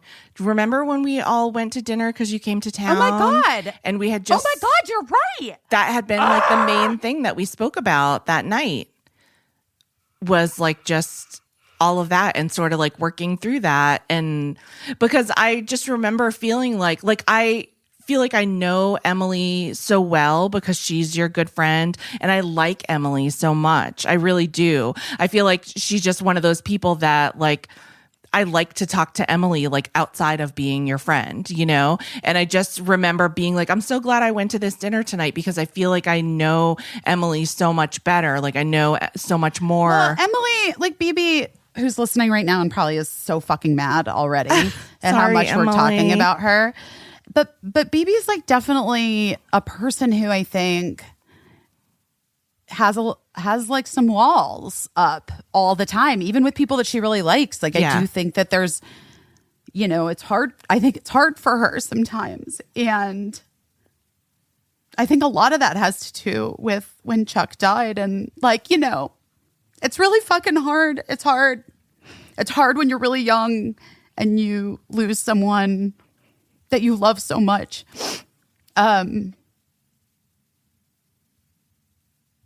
But the one thing that I want to say, because I just want to say it on this podcast, Emily, because like maybe it'll get into your brain. Oh God, the whole thing made me so sad. That part. But he like wants Emily to just have a baby. And I called her immediately. I was like telling her, and she was like, yeah, I don't think that's happening. I was like, this is what was coming through, was that you were supposed to have a baby. You're supposed to have a baby. You have to have a baby. This is it. Chuck wants you to have a baby. He really wanted that message known. Yes. She said it like 5 times. Yeah. Yeah. That he was like, adamant about it. And then I was a little bit like, he is a prankster. Like maybe he's fucking with Emily. Maybe it is a joke. But I don't think it was. I do feel like, I don't know. I feel like for whatever reason, he was like, really wanted BB to have a baby. But then, are you ready for this? What she told me? Which she didn't think was that weird, but Emily is just, it's hard to explain unless you really know her. Yeah. She was, when I called her, she was like on a Zoom with another friend, her other really close friend from college. Yeah. And like she and Chuck were college sweethearts. And Emily was like, what do you think about this? Another friend from college who's gay and married to his husband. Like, I guess that they were all on like a group Zoom recently, or maybe they saw each other. I don't know. Yeah. Where they were like telling Emily, like basically saying to Emily, like, well, if you wanted to have a baby, we could do it together. And I was like, well, obviously that's what he's saying. Oh. He's trying to get you to have a baby with those guys. And Emily's like, yeah, I don't know. Maybe. I don't know if that's what, I don't know. And I was like, but Emily, don't you think? So funny. That's interesting. Because Chuck knows that guy too. Oh. From all right. college. Okay. Chuck's getting They all up went in to- everyone's business. Well, Chuck really has wormed his way into my brain, and now I'm like obsessed with the idea. Wow. Well, Emily. Also, I don't know. But then, you know, you got to live your own life. I get it. And having children is almost prohibitively impossible. So, Well, it's just like an earthly conversation, right? Like everybody has their own feelings about it, no matter where they are in the universe. And Emily's got to do what's right for Emily. and then Emily's grandmas were hanging out with Chuck. That was cool. I mean, all that stuff, like Chuck really came through. Yeah. Her light and Emily's light team was real They had stuff to say. there. They had Yeah. stuff to say. And then what happened next? Oh, and then And then the big finale. the big finale for me was that Joan Rivers showed up. she asked if I had anyone else that I wanted to check in on, and I did ask her to apologize to my grandmothers, but if we only had time to see if anyone else was there, I said I wanted to try to get Joan on the phone because she's Let's been play that part. Let's play that Yeah. part. Well, I want to ask about someone, but I'm almost scared too, because what if she's not there because she was busy in life and maybe she's busy in death? Joan? Yes. I want to ask. I knew you were going to ask about Joan. I mean, I could course. ask about my Joan. grandmothers. No, I knew Joan was going to happen. But I was do like wanna waiting. ask. No, Joan's around. She's waiting. She's like dying. She's in the wings. She's like, it's my fucking time. She's like, why'd you ask about your dad before me? To be fair, Joan, to be fair, I asked about her dad. Joan has been waiting and ready for some attention. Oh, okay. That So, seems right. She's like, why don't you bitches give me a standing ovation? And she's ready for it. Okay. Yeah, she's pretty cool. She's sending some love from the other side. So yes, of course she's busy, but not too busy for you. Aw. Love, saying love, not too busy for you, love. Showing me like the ocean, just good times, and showing me somebody that's like a surfer. It feels like surfer vibe. And she's saying, she's actually showing me like some interesting like symbols, and she's showing me like to draw them. So she's showing me artwork, I guess is what she's showing me, like art. Okay. We're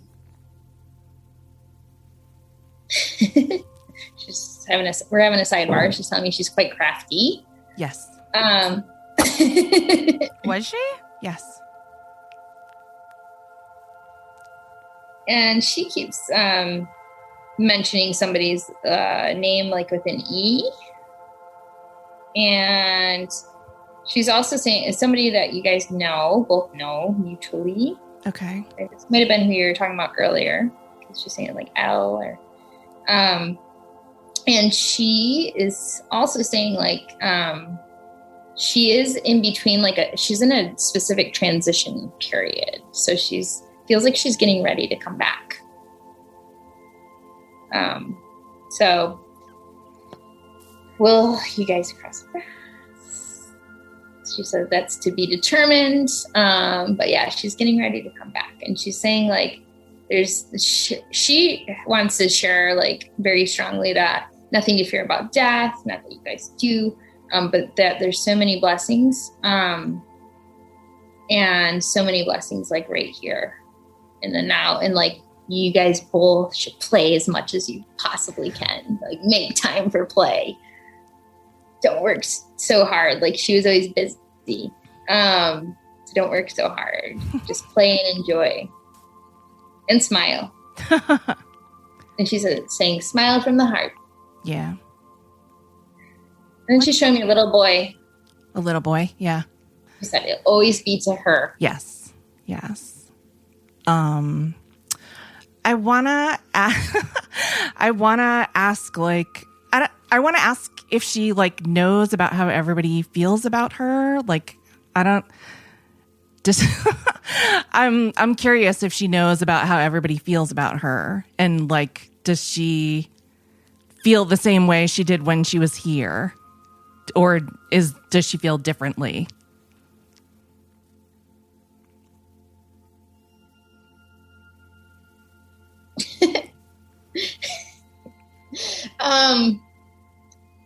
That feels like a serious loaded question, and he's just showing me boobs. Okay. Oh my God. So Wait, I fucking love that she was like tits. By the way, Caissie, fucking tits. That's amazing. She's like trying to lighten up the mood. She's showing me the boobs, the tits.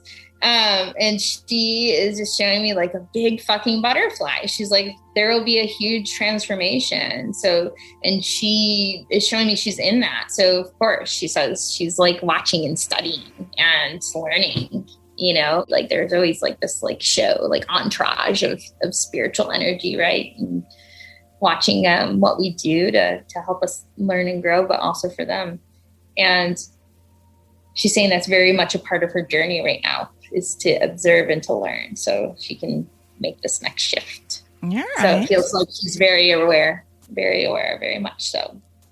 Interesting. And she's also very aware of like, she's touching a little bit on like what comes through often sometimes. And that's just the message that they can feel like all the love, right? All the love that was shared for them. And then also like if they cause pain or anything like that, she feels that too. So she can tap into both of those. And she says, but it's all good. It's all good. She's like, everyone just needs to like, you know, move on and move forward and just, you know, she's good where she is. And she wants everybody there to be okay too. And she keeps showing me too. She's trying to just send like some hardcore energy to solar plexus, right? Like our power center. That's part of her role and her mission. All right. Okay. All right. Solar plexus. Interesting. All right. Nice. Okay. Thank you. My pleasure. Good. Also, tell my grandmothers I said hi. I feel guilty that I. Good. Which one? One or both? Tell them both on the line. Tell them both, Grammy and Nana. Okay. When she said she was quite crafty, and then you were like, yeah, I was like, wait, who knew Joan Rivers was crafty? Yeah, she was a beautiful painter. I had no idea. That's Yes. amazing. Yeah. Well, there was also stuff after. So you think like you feel like it was really Joan, right? Speak to it a little bit, Caissie, because I don't know. I mean, it just felt, it was wild. It was interesting because, okay, so Jamie said, is there somebody that you both know with an E name? And so at first I was kind of like, who we both know, because that seems so vague. But then I was like, well, an E name, I always think of my son Eli, somebody. And the truth is, Joan did know my son Eli. And then she said a little boy. And then at first I was thinking maybe she means her grandson. Maybe she has like, who's not a little boy anymore. But then I was also thinking, and I got to thinking about it. And again, like this always feels like a pop quiz when you're talking to someone who's like a medium, who's like, channeling someone. Who's in it. And I'm like, I'm trying to like put these clues together. But then when I was thinking about it, I was like, maybe she really was talking about my son Eli, because specifically Joan really liked my son Eli. She just got a kick out of him, and he was a little boy. She liked both of my sons, but my son Eli, I think particularly she liked him because he was at an age where he was aware that I was like working with her. Mm-hmm. And at some point he asked to like if we could like print out a picture of her to hang on his wall so that he would like be able to visualize who I was talking about when I said like, oh, I'm going to do something with Joan Rivers. And, but he also had like a picture of Carol Channing hanging on his wall at that age because he had like a Madeline audio book that come on. that he would play. So he also, I had that Madeline audiobook too. I loved it. So that just will give you like a window into my son Eli. So he wanted to like visualize these people that were kind of like like concepts in his mind. And so she really got a kick out of him, and of course like got to meet him eventually. And also like some of the things that he struggled with as a kid, I think her heart really went out to him. She was aware of and really strongly identified with. And so one of the ways that Eli dealt with some of the issues that he was going through is that he really got into volunteering at an early age. And so first it started with like volunteering at like an animal rescue at a really young age. And even that, like he started to do like trips to like nature preserves. And like I was so scared to let him go at like 11 or 12 years old, like across the country to like visit these like animal rescues or whatever. But, you know, I had to just trust that he was in good hands. And then when he started to go on these like, you know, like Builders Beyond Borders trips, like not much later. And he was going to like, you know, Ecuador or, you know, Haiti or Dominican Republic. And so he was always raising money to go on these trips. And Joan hated that I let him go on those trips. Right. And so she felt like it was unsafe, right? Yes. And she would always say, he's a little boy. How can you let him go on these trips? He's a little boy. Because he was always raising money to like go on these trips to like build a hospital or build a school or build like safe kitchens that didn't like catch fire in, you know, some country or whatever. And so I would say like, you know, Joan, what we know is like you can be unsafe in your own bedroom if something like is going on with you. So like, if this is what he wants to do, I have to let him do this. You know what I mean? Like if this is what he feels like is his calling right now, then I have to trust that this is what's the best for him, you know, and I have to trust that he'll be taken care of. And so then she would be like, you know, if he wants to build things, he can come build things on my patio, you know, like he can come build something on my terrace. And I would be like, that's not the point. Like he wants to help people. So she would be like, I can't believe I'm doing this. But then she'd like write a check to like help send him to like whatever country or whatever. But she would always say like, you have to remember he's a little boy. He's always going to be your little boy. Because the one thing about her is like, she was like the consummate performer, but she was the ultimate parent. Like I can't stress enough. Like she was such a parent to everyone. I feel like such a parent to Melissa. She was so proud of her daughter, like all of the things she accomplished and, you know, but she was just so proud of her daughter. That's who she mostly talked about, just the pride in her daughter. But she was proud of everyone's fucking kids. She was so proud of me, and she was so proud of her niece Caroline, who is a friend of mine. And she was just so proud of any kids who were doing anything. And so that's what I really felt like. She was like, when I sort of like put the pieces together, I think she was just being like, oh, don't like forget, by the way, like I know that your kid is 21, but he's still a little boy. Like he's still a kid. Oh, so I also feel like you needed to hear that week. Yes. I know personal stuff. We don't need to get into it. Okay, so then I went on like this whole tangent about how I think that Gina's Verdell reincarnated. Caissie's crying. You can't see it, but she's crying right now. And she's drinking liquids so that you don't know she's crying. But I'm just going to put her on blast because I'm the bitch that's always crying on this fucking podcast. And she does, but she just drinks her water and then you don't know. And she's laughing, so you think she's laughing, but she's really crying. I always laughing cry. It was nice. It was nice to hear those things. Yeah. And essentially my grandma was like, stop asking questions you know the answer to. This is like so annoying. Like my grandma was annoyed.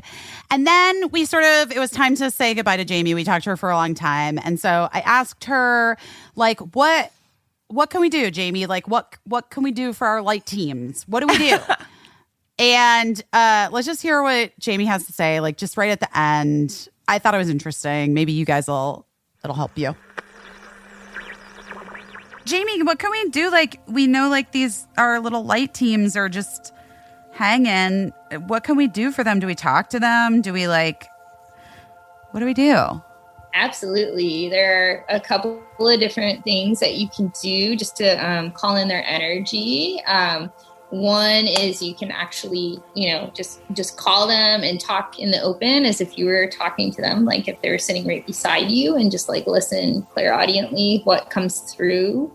Another one is to actually write as if you were writing out a conversation. So automatic writing, right? So you write a question to them, dear so-and-so, or hey, what's up? However you would speak to them normally. Yeah. And then you will sit there for a moment and listen, and you start doing it. And, I always say it takes the ego 3 seconds to tell us like we're crazy, and it's just like our own noise or messages, voices coming through. But like, if you just like go with it, you'll see that some of the stuff that comes out are things that aren't even in your consciousness. So they're things that, will be proven that's coming through from the other side. So it's a very good way to just get that ball rolling. And then the other thing is there are meditations where you can pick a place that's sort of meaningful to you. If you're clairvoyant and can see just visually with your third eye, if you close your eyes, like if you can just imagine yourself sitting in a park somewhere and you say Moot, like meet me here at like 6 o'clock tomorrow. Mm-hmm. Right. And then like you're there and you sit there and you sit alone in a quiet space and you imagine yourself there and you ask her presence to come. And one thing, like if you're not completely feeling the connection right away, then you might imagine yourself crossing over a bridge to meet her energy. So yeah, those are a few different ways to help call in the guides. Nice. I can do that. I love it. Can do that. Thank you so much. much. Thank you so much, Jamie. That's my pleasure. All really cool. Good luck on your ayahuasca journey. I want to hear how it goes. Absolutely. I want to hear about it. I will share. So that's nice. So we have to you have to sit in a park. just sit in a park, say tomorrow at 6 p.m. I'll see ya. They'll come. Maybe they'll show up. Maybe they won't. I don't know. Jamie sent us multiple other messages that kept coming through, more and more things. It was just fucking nuts. It just was never ending. So much stuff kept coming through, and more stuff with Joan, more stuff with my family. Chuck didn't come back, but maybe now he will. I mean, I hope he tells us if he's messing with Emily. I hope he tells us. Well, it's not. I don't think he was. I didn't get that feeling. I mean, the fact that then I found out that they're other college friends. Right. That this has been a conversation that literally just was happening. I love that Prince comes through all the time. I know. I told her if she ever runs into Prince to tell him, I said, hey. And she was like, oh, he comes through all the time. And I was like, if he knew that we were saying this about him, he would be displeased, but maybe not. Who am I to speak for the spirit of Prince? Oh, and then there was a message for Tina, which I that relayed came to her, through. which I relayed to her, and she said she would ponder. And it's really weird. What was it? Oh, Tina McFay. And I was like, why Mick? And then laughter at eating candy corn. Oh, and then candy heard, corn. yeah. Aunt. Energy is not alive anymore. So I didn't grasp whether this was an aunt or great aunt. It was a brief interjection. I mean, I don't remember. It wasn't, Tina didn't love, was it Tina that loves candy corn? She didn't mention loving candy corn. Huh. When I mentioned it to her. I think she would have. Someone from Busy Tonight loved candy corn. Do you remember that? I don't remember that. I'm going to ask Eric or Ann. Anyway, all in all, I would say it was really legit and interesting and emotional. Yeah. And wild. Yeah. And a lot of things were very, very, very true. Yeah. But the craziest things to me were just like that like when she did like the movements. Yeah. The body movement thing was so weird because I just was like, there's no other way to, I don't know how to explain. There's no way to explain that. Yeah. You know?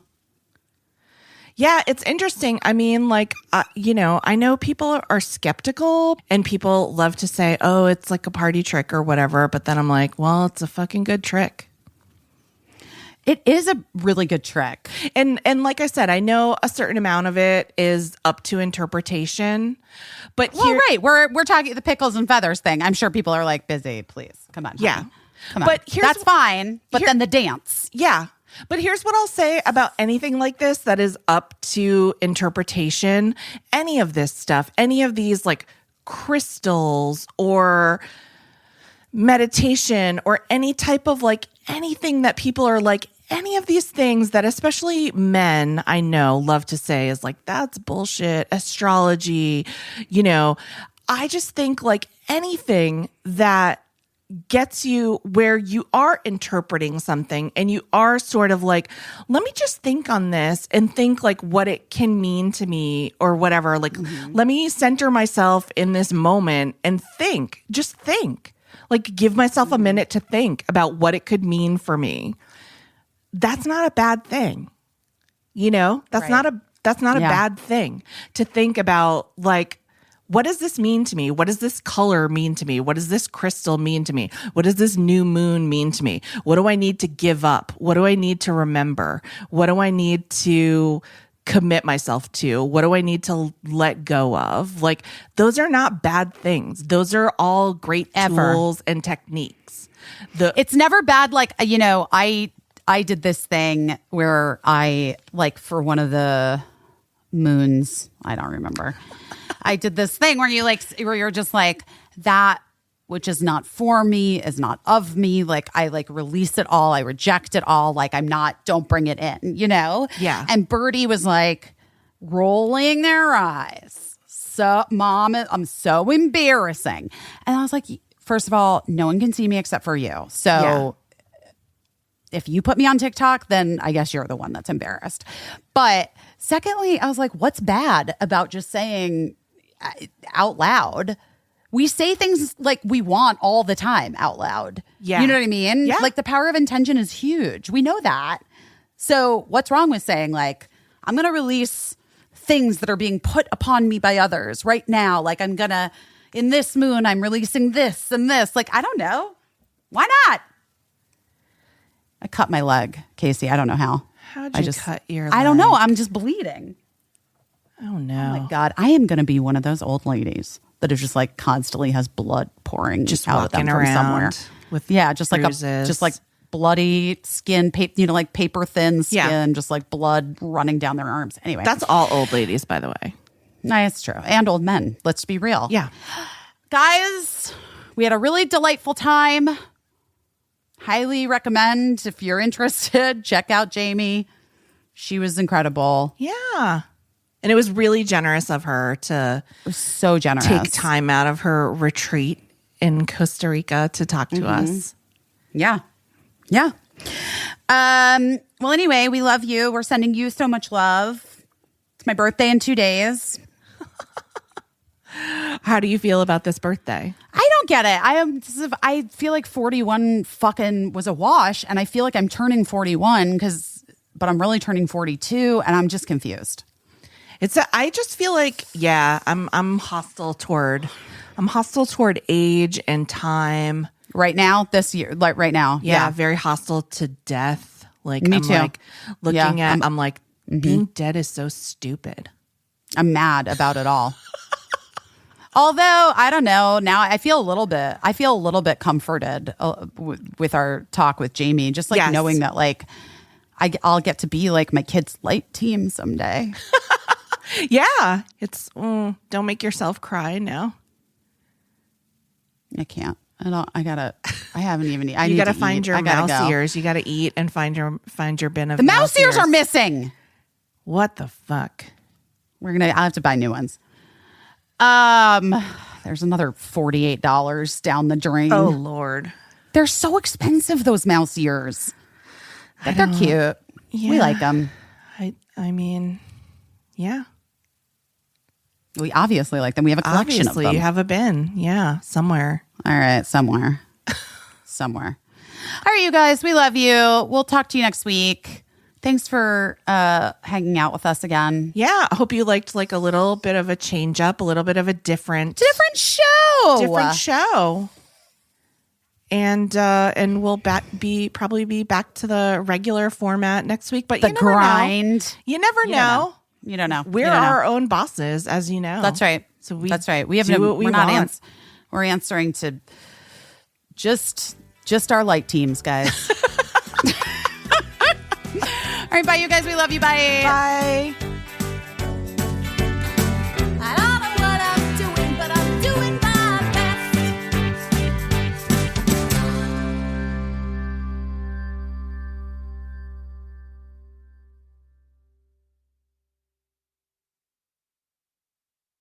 Oh no.